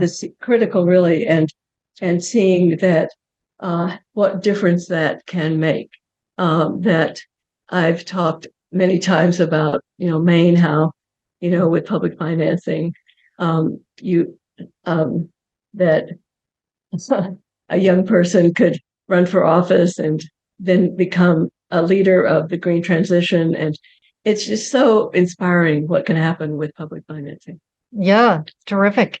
And I think Nancy MacLean had mentioned the For the People Act, which it's a big bill that did pass in the House, and we needed to get it through the Senate, but hopefully, and it was a great opportunity for all the pro-democracy groups to unite together around one big important bill. So hopefully, and we did pass it in the House before, hopefully we'll do that again and get the Senate to join in.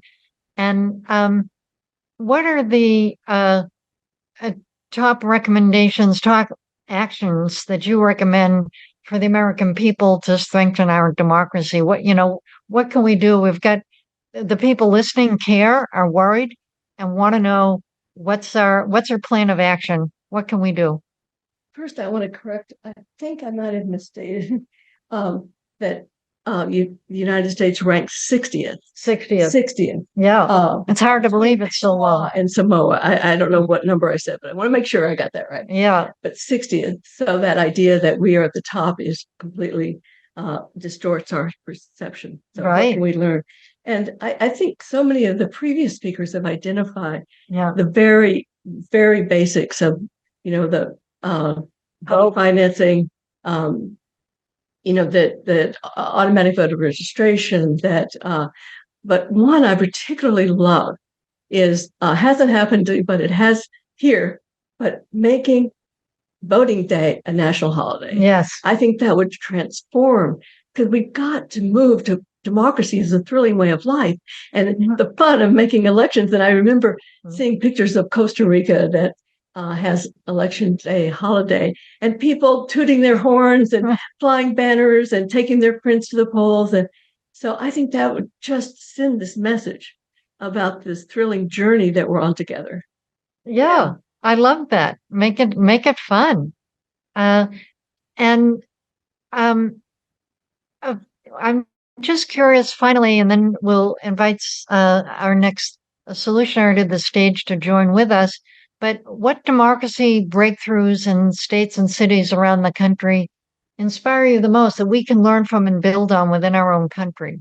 Well, I think the gerrymandering reforms, like, that it's already been mentioned, but where that, you've heard the story, and maybe I just mentioned this, the Katie Pahey story in Michigan. Yeah. I mean, it's doable. It's doable that we can get these, that we can get independent commissions that set the boundaries in ways that give us all equal voice, and that gerrymandering is still a huge problem. But so I think that really is key. And public financing, as we've been talking about in various ways. And I think there's so much evidence of different ways that can be done. I love the Seattle vouchers system, where every candidate, every citizen gets 4 $25 vouchers that they can then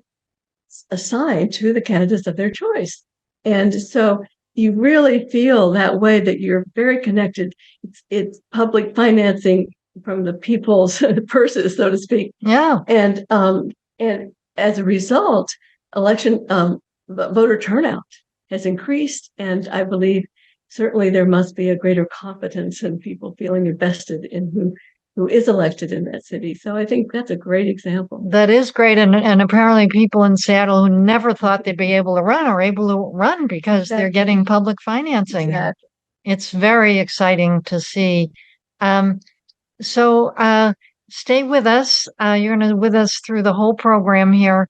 I'd like to invite our next solutionary to join the conversation, Cynthia Ritchie Terrell, who is with Represent Women and Fair Vote, and can bring the voice about advancing women's representation and leadership, and also hopefully a little bit on ranked choice voting, which very much Cynthia is devoted to solutions to overcome the structural impediments to women's leadership. Cynthia Ritchie Terrell, welcome to the Solution Summit. Thank you so much for having me. What an honor to join the conversation.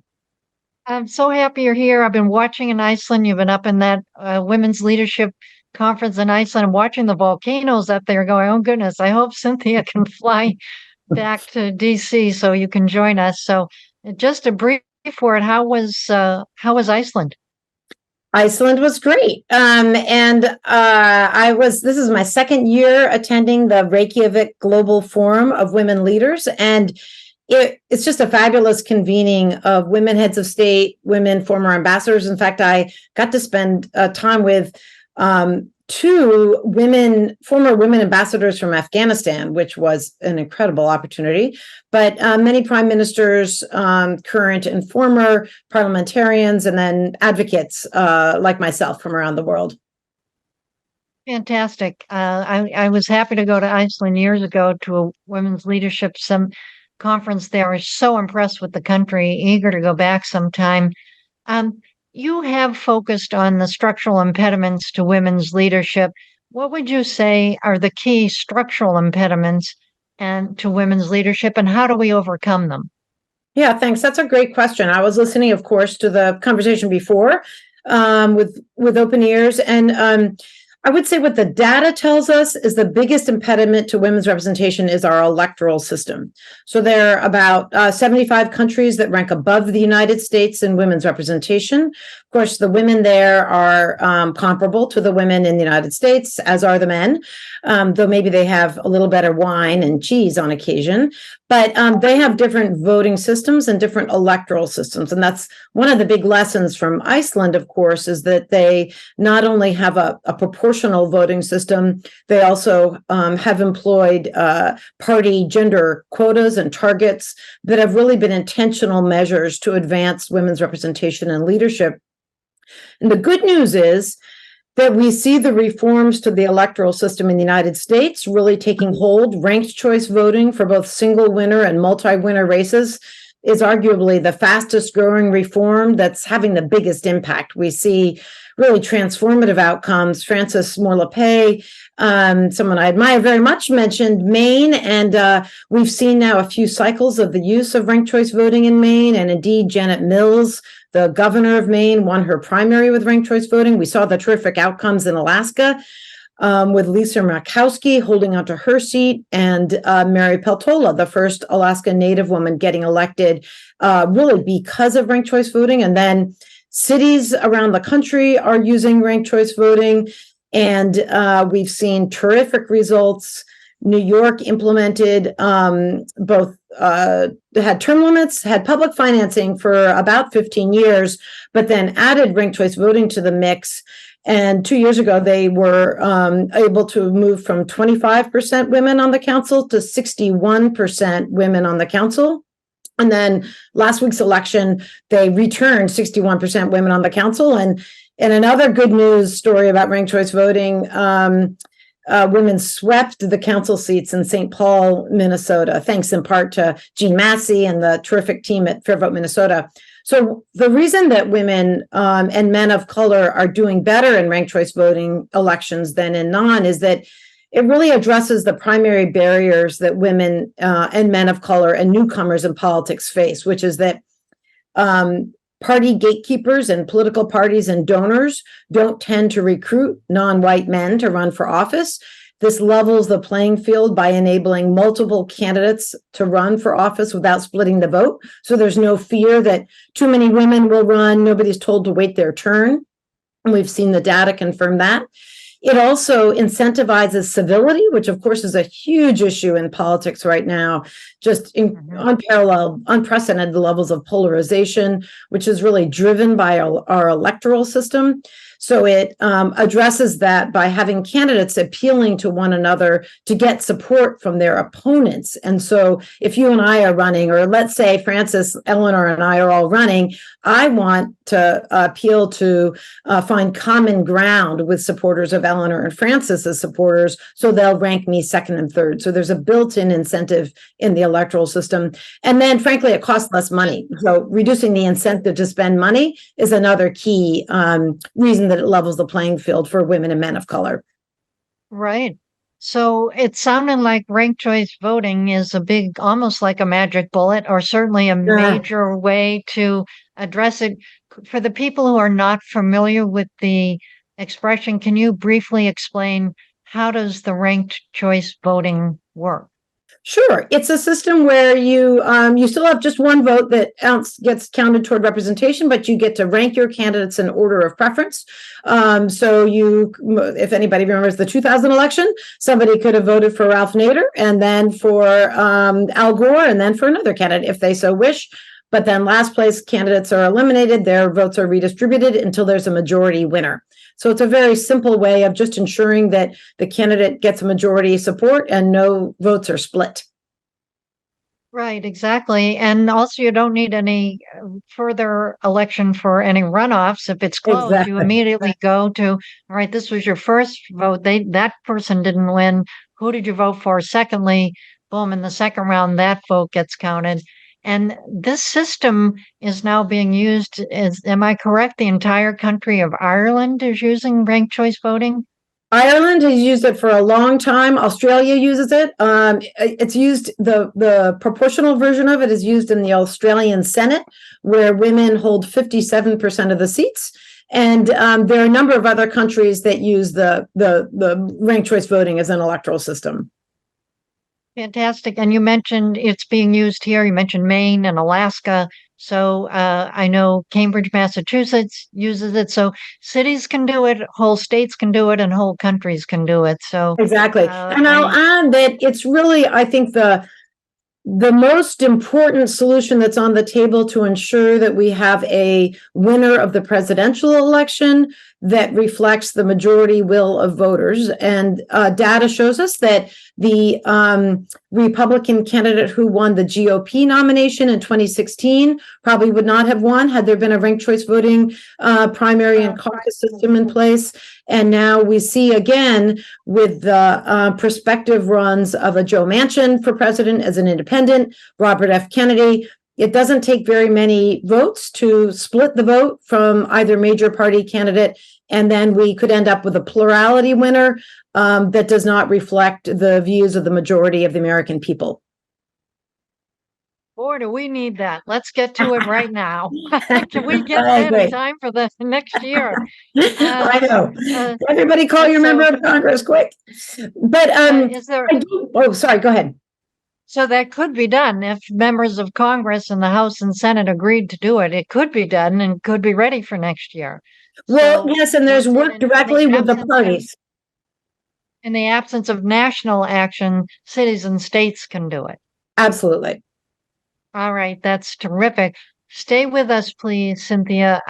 We're going to bring into the conversation now another solutionary, Karina Uribe, who is the Arizona State advisor working in the field with the Movement Voter Project. She's working to mobilize voters in Arizona, doing incredible work. Karina Uribe, welcome to the Solution Summit. Hi, thank you so much, Eleanor, and to everyone joining us this morning. It's really exciting. I missed seeing you in DC by a day. I just flew back yesterday, but I'm excited to be here virtually to talk with you all about this really important topic. Oh, terrific. And we've heard a number of speakers today mention the importance. Yes, we must vote. Absolutely. When we do, when we win. But the other piece is beyond voting and beyond campaign is that whole piece of communicating with voters and engaging citizen engagement in between the elections. So that voting is one piece of a healthy, vibrant democracy. Can you talk with us about what's your experience of doing that in Arizona, and how do you mobilize voters who are not interested in voting and feeling very disaffected and it doesn't matter to them?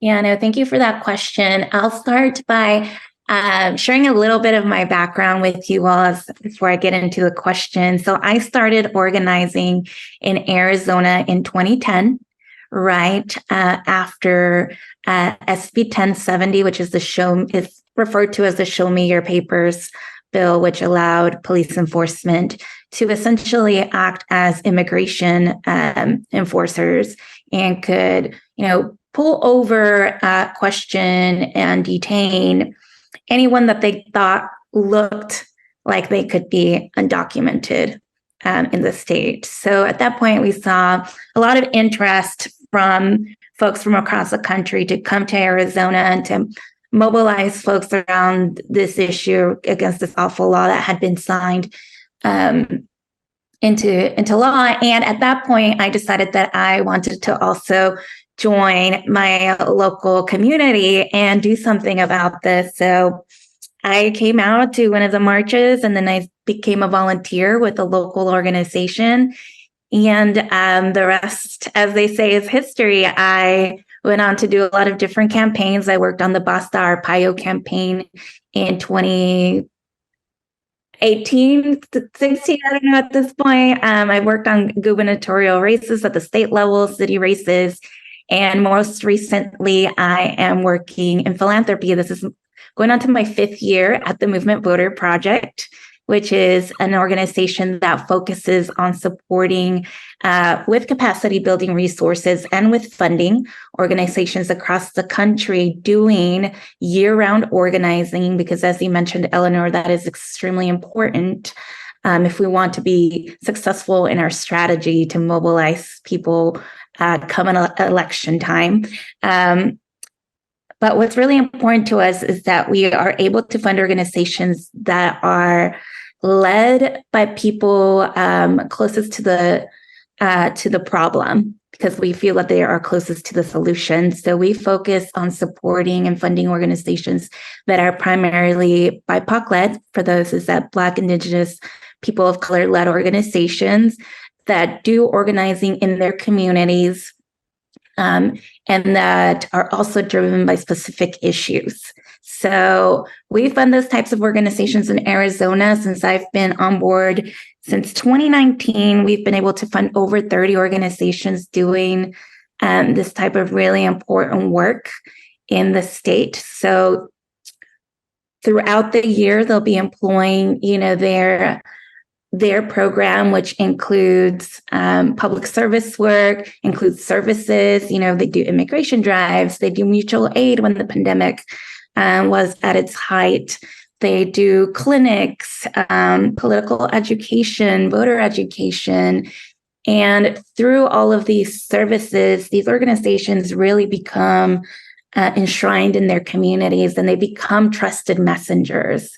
So at those same events, the same services, they're able to host voter registration drives. They're able to talk to them about the newest policy that's being introduced at the legislature. They're able to talk to them about upcoming elections, and that's how they're able to be successful. And this is something that really was the infrastructure that we see in Arizona now that has become so successful and has led to many victories in the last 10 years really came out of that moment in 2010, not because I joined, but because all of these people in this this movement grew out of this moment that was really meant to oppress the community.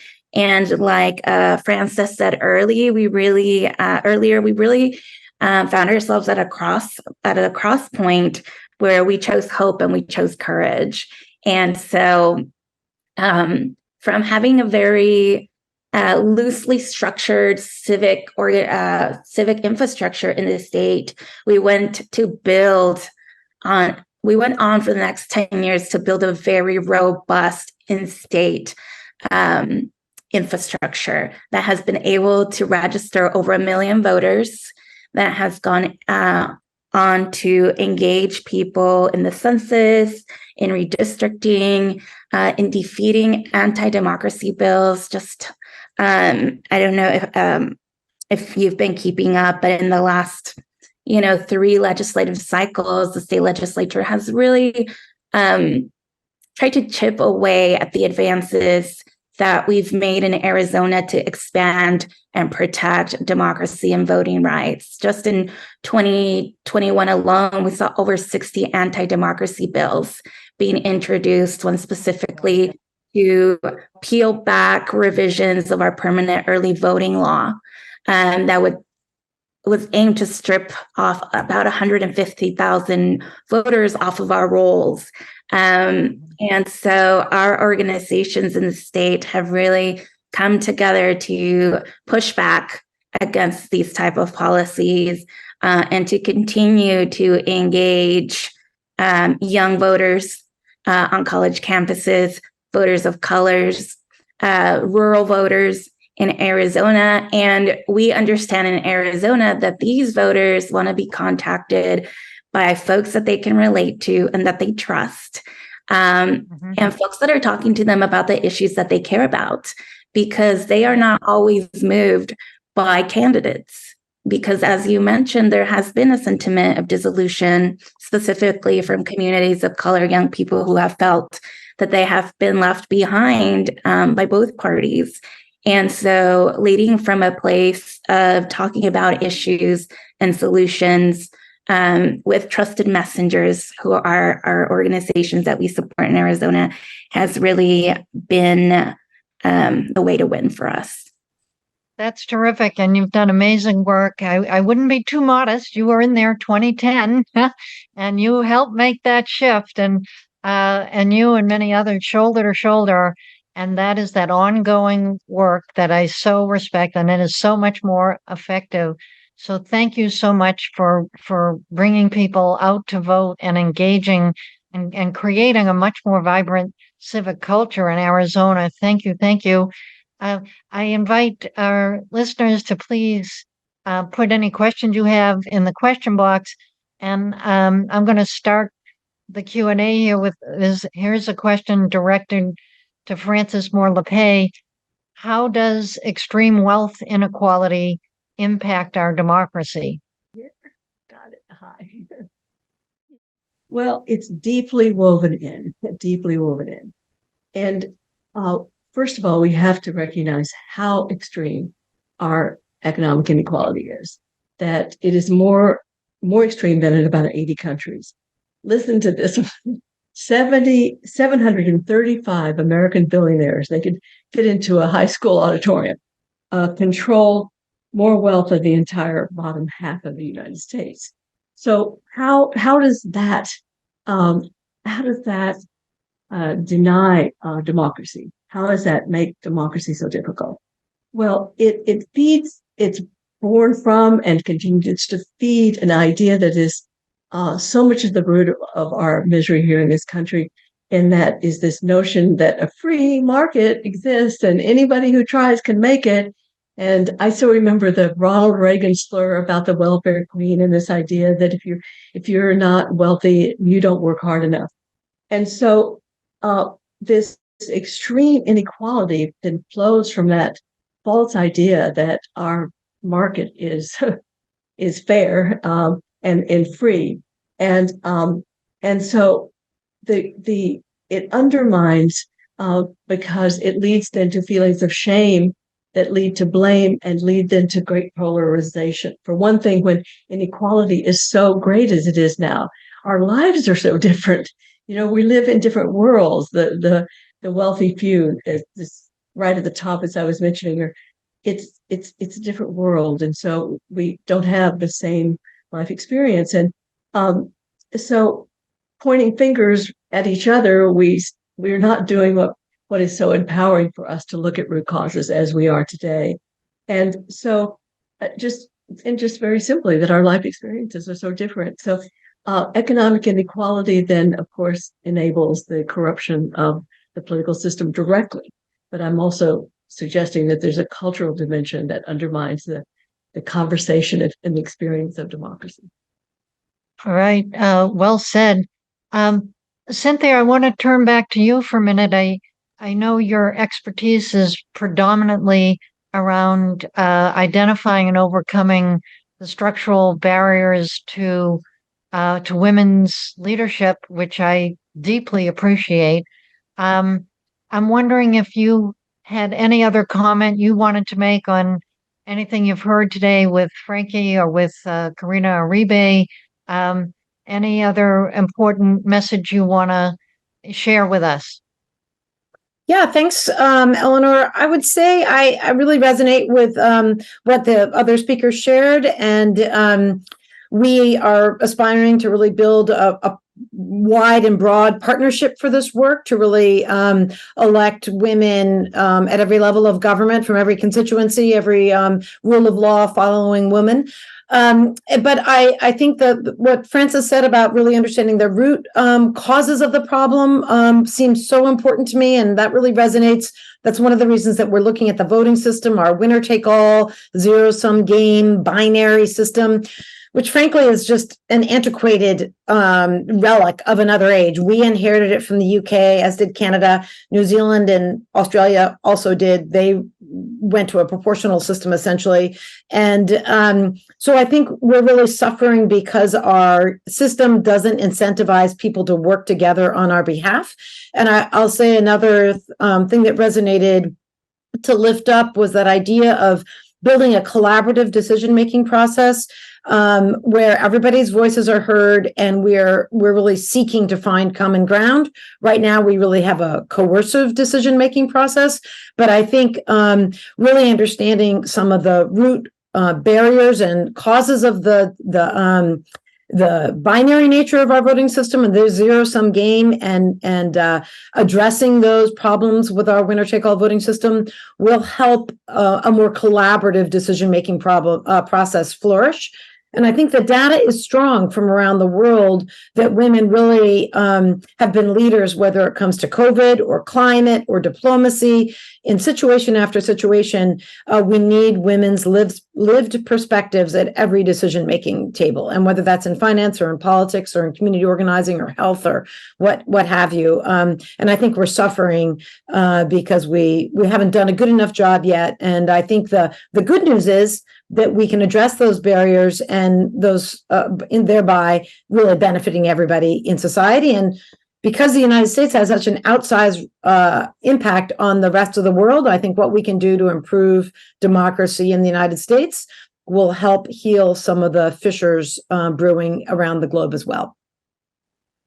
Right. And I want to circle back to a very important point you made, which is, we're wrestling with this lack of civility in our country right now. And that if we can move to the ranked choice voting, it encourages greater civility among candidates, because, as you say, if one candidate is running, you might not be the first choice of a voter, but you want to be nice to their first choice voter and respectful, because you want to be the second one that they would choose. So you don't want to denigrate them or so I'm very excited about how that as a structural reform could actually help increase the civility in our political discourse. How much progress have we made? How many cities do ranked choice voting? How many states do it? How far along are we? Who's in play? And how long is it going to take for us to get ranked choice voting And I'm sure it's not going to be ready next year, but maybe by the next presidential race. I like your optimism. Let's go with that. Well, it's used in 2 states. Oregon will be voting on it statewide next year. It was used in a number of states in the 2020 presidential election. On the Democratic side, it will be used in a handful in this coming election cycle. It's used in approximately 75 cities around the country. It's used in the largest city in 7 states. It's used by military and overseas voters to make sure they can cast a meaningful ballot in a number of southern states. It's used at over 100 colleges and universities. It's the system of choice in Robert's Rules of Order, for those of you who trust Robert more than others. It's used by the Academy of Motion Pictures. But I think the thing that we are really lifting up is that it's easy to do at the city level. It doesn't always require a big ballot initiative. A charter commission can put it on the ballot in front of voters. And it has won the last 27 straight ballot measures. So that's a pretty successful run with success. And we see it being supported by voters in Democratic areas and Republican areas. The Virginia Republican Party used it to select a gubernatorial nominee. Utah voters like it. Lots of Republicans used it, even if they were told not to in Alaska. So we see it, I think, as being so popular with voters because it really solves the problem that voters face, which is, wow, I want to vote for my favorite candidate without hurting the chances of another candidate, that favorite candidate to get elected. So it solves that split vote problem. It incentivizes civility. It costs less, particularly as you pointed out, when we combine it with a runoff and thereby calling it the instant runoff. And I think it's viable, it's scalable, and it's truly transformative. So it's by no means a silver bullet or any kind of a single issue solution, but I think it's got to be part of any package of things that are being proposed. Absolutely right. And for people who want to learn more about ranked choice voting, do you have a website you can guide people to? I'll definitely put that in the chat, representwomen.org. Yes, you can find out. Fair Vote is another good outfit. Rank the Vote is operating in lots of states. And there are a lot of terrific statewide organizers and local organizers who are getting it passed in places like Portland, Oregon. Just amazing groups led by communities that are getting things passed in their jurisdictions. Fantastic. We have another question for Frankie here.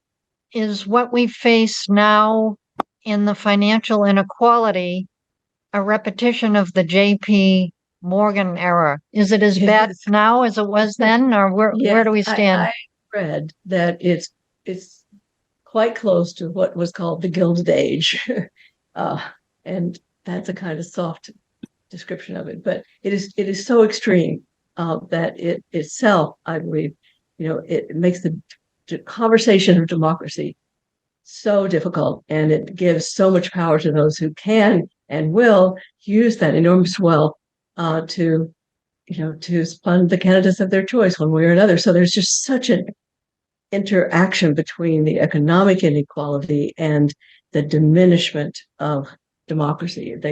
They do go very, very much together. And so I think we very much need to keep that in place and challenge that myth of the free market. That's one of the most, I think, undermining myths of our society, that it leads to such shame and then to blame.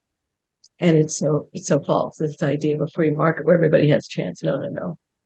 It's very, very much geared to move wealth to the top. Yeah. It's like, well, we had that so-called trickle-down economics for decades after President Reagan was in office, but it wasn't trickle down; it was vacuum up, and it was like the resources kind of being brought up to the top 1%, owning, say, more than 90% of the rest of us. So that's not healthy for democracy. We obviously need to address that issue as well. One last question for Karina.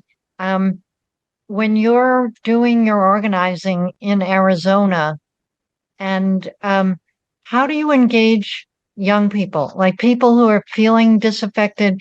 What are what do you say that can inspire people who either aren't registered or don't vote regularly?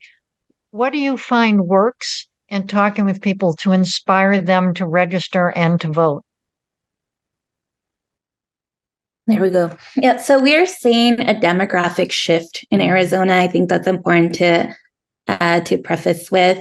By 2027, Latinos will be the majority in the state. We have an increasing number of AA and HPI voters or citizens. Maricopa County is the largest county in the state and has the largest growing number of the Black population in the state. So our demographic is rapidly changing. So as we're reaching out, similarly, a lot of our young voters look like the increasing demographics that I just talked about. So as we're engaging young voters, again, it's important to talk to them about the issues that they care about. We work with organizations all over the state that are on college campuses. MVP just supported Arizona Student Association, which is on the 3 largest state universities and the community colleges. And we do this big blitz during move-in week and in their dorms. And we help them re-register if they come from out of state and they're pursuing education in Arizona. We're helping them register and obtain IDs so that they can vote in the state. But what we find is that talking to these folks about, how their vote will ultimately help reduce or find solutions to student debt, to reproductive rights, to immigration, to the economy, which are all things that maybe people think that young voters don't care about, but they care so much about these things, especially with all of the increasing problems that we're seeing around these topics. And we've seen how young people have come out to mobilize on climate, how they've come out to mobilize on the various issues around Palestine and what's going on right now in the Middle East. So letting them know that, yes, it's one vote that they are casting, but if we're able to collectively register and mobilize the hundreds of thousands, if not millions, of young people just like them that care about the issues that they care about in the state, then we are really able and truly able to gain political leverage and power. And so that really excites folks. It really excites these young people not to only register and turn out themselves, but to engage in relational organizing, to then, bring their roommate, to bring their boyfriend, girlfriend, to talk to their parents, to talk to their friends. And young people are smart and they want to see it. They want to have a future, because right now, as they see it, there might not be a world for them to wake up to tomorrow. So I think that talking to them about these things as adults is really important. So we've seen a lot of success. And that's it takes what you would call deep canvassing, long conversations. It's not just about, a social media ad or a video, even though those things are helpful. Like, we're out there having really long conversations with people and having heart-to-heart felt conversations with them. But that takes investment. So what we do is make sure that the groups that we work with to talk to these people are resourced so that they can scale and that they can run their programs to have a positive impact. That's fantastic. I appreciate that. And I appreciate all of you. And Karina Uribe, thank you so much for being with us today. Cynthia Ritchie Terrell, thanks for your great and important work and your steadfastness. You've been so persistent.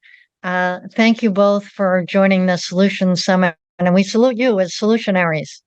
Thank you, as I do you. Thank you very much. Onward. So the next part of our program, we have a kind of moving towards the this issue of closing the program, we do have a message from Governor Spencer Cox of Utah, who's the chair of the National Governors Association. And we invited him because, as the head of the National Governors Association, he has launched a program called the Disagree Better campaign, which is basically saying we're not all going to agree with each other, but let's at least disagree in a more civil way. I'm going to ask that that message be presented to the Solution Summit now. Hi, I'm Utah Governor Spencer Cox, and I'm delighted to welcome you to the Solution Summit. Our country is facing many serious challenges, including the divisiveness we see in public forums, classrooms, and even families. Unfortunately, there's often a contentious tone in today's public debate, and Americans are exhausted by the hyper-partisanship and polarization in our country today. That's why, when I became chair of the National Governors Association, I initiated the Disagree Better initiative. The purpose of Disagree Better is to encourage more respectful communication among Americans by listening, asking questions, and attacking ideas, not people. Healthy conflict can lead to better policy. Since launching the Disagree Better campaign, I've been heartened by the positive response, both among my fellow governors and others who see value in restoring the art of persuasion. As President Abraham Lincoln said, "A house divided against itself cannot stand." We must come together to address our challenges. You can learn more about the Disagree Better campaign at nga.org. I salute Eleanor, LeCain, and all of you at the Solution Summit who are contributing to the discussions about solving our problems. We can identify and implement the solutions that will create a better America together. We can disagree better.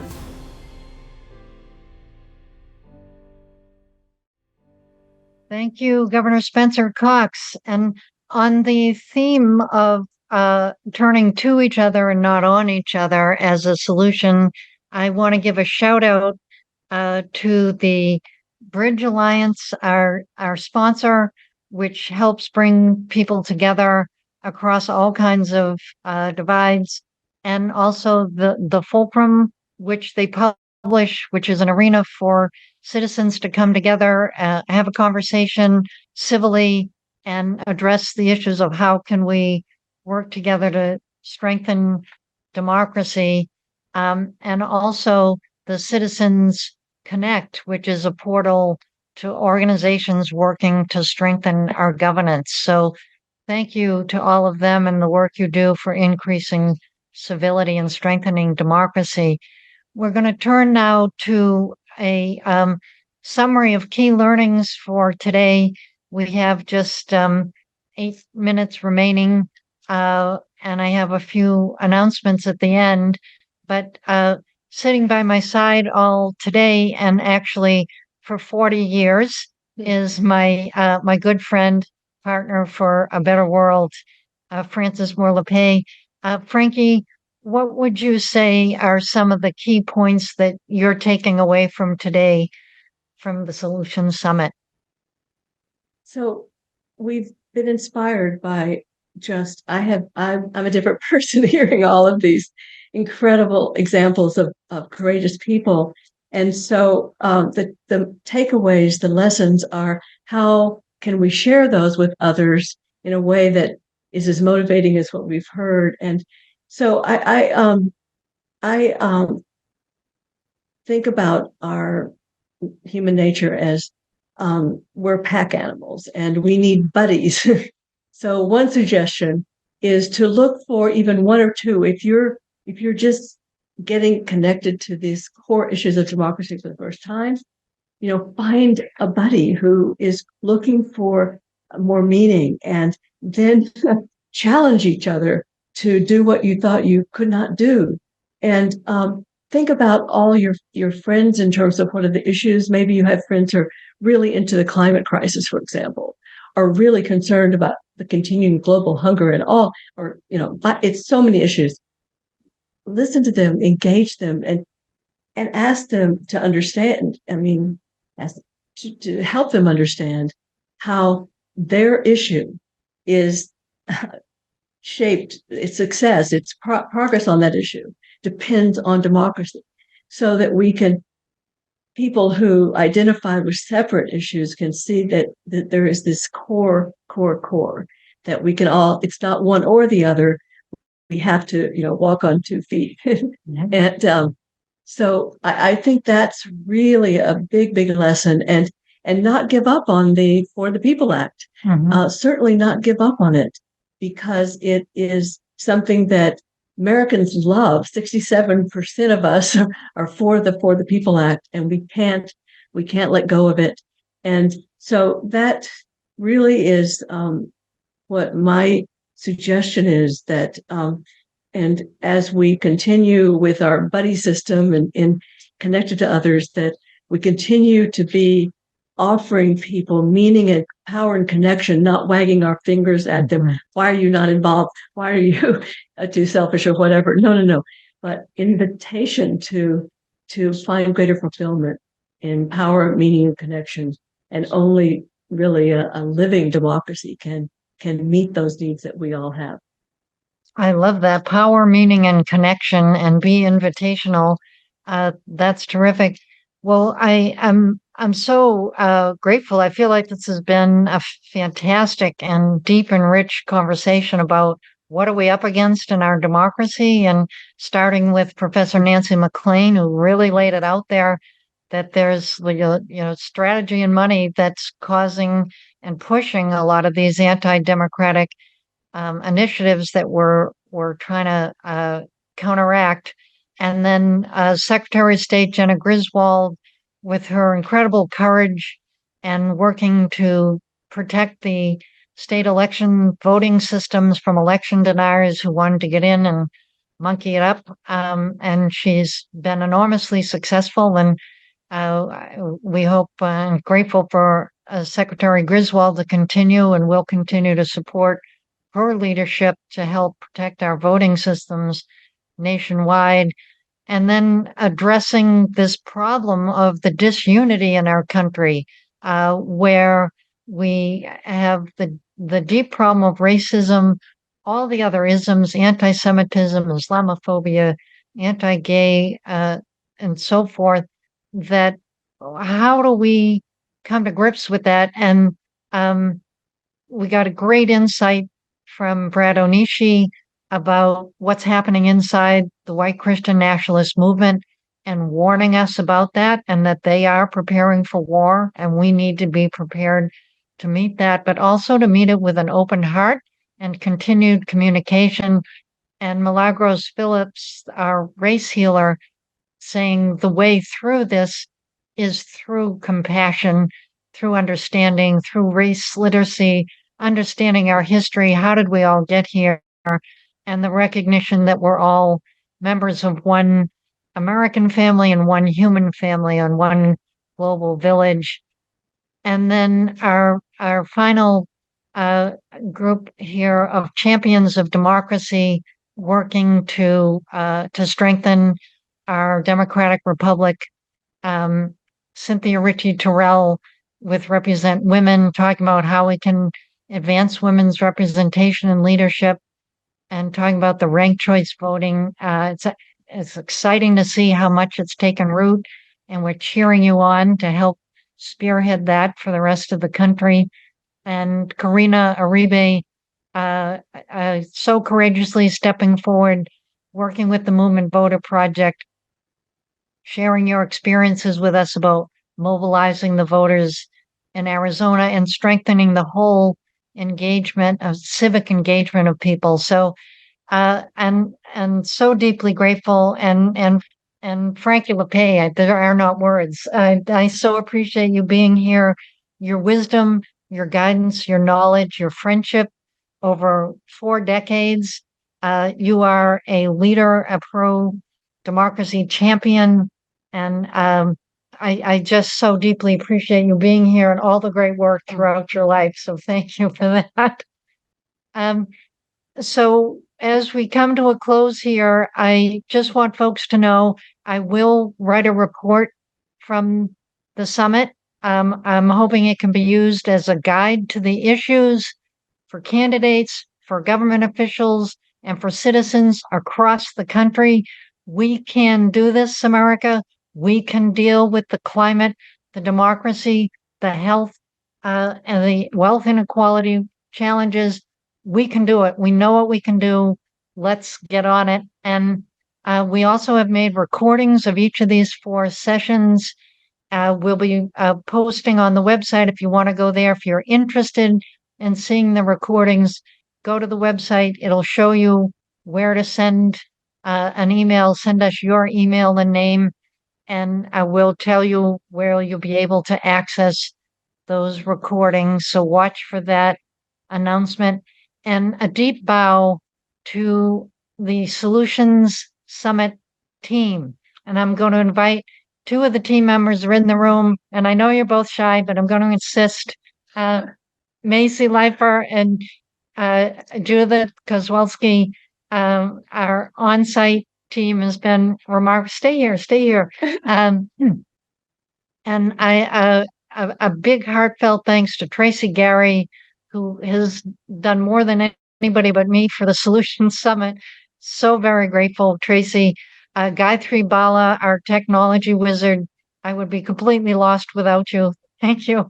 Janae Wallach, who's been with me on this journey for a long time and holding my hand and supporting me, cheering me on to make my dream come true. Thank you, Janae. Maggie Lou, who jumped in 3 months ago and just was like amazing, doing all kinds of work with the database and the social media and communications that is way beyond my capacity. So thank you, Maggie. Brad Perkins of Better Planet Media, Lila Bala Ladd on our social media, and Sarah Wilson, who helped us along the way. Representative Jim McGovern, who enabled us to be here broadcasting live from the U.S. House of Representatives, and his incredible staff person, Bella Ito. A big thank you to all our speakers, donors, and sponsors, and a thank you to all of you listening. Thank you for being part of the solution. Thank you for helping to create this emerging solutions movement to create a better America and a better world. That concludes Solutions Summit 2023, and I hope you all stay informed and engaged, and I look forward to partnering with you in the solutions movement to create a better country and world. Thank you all.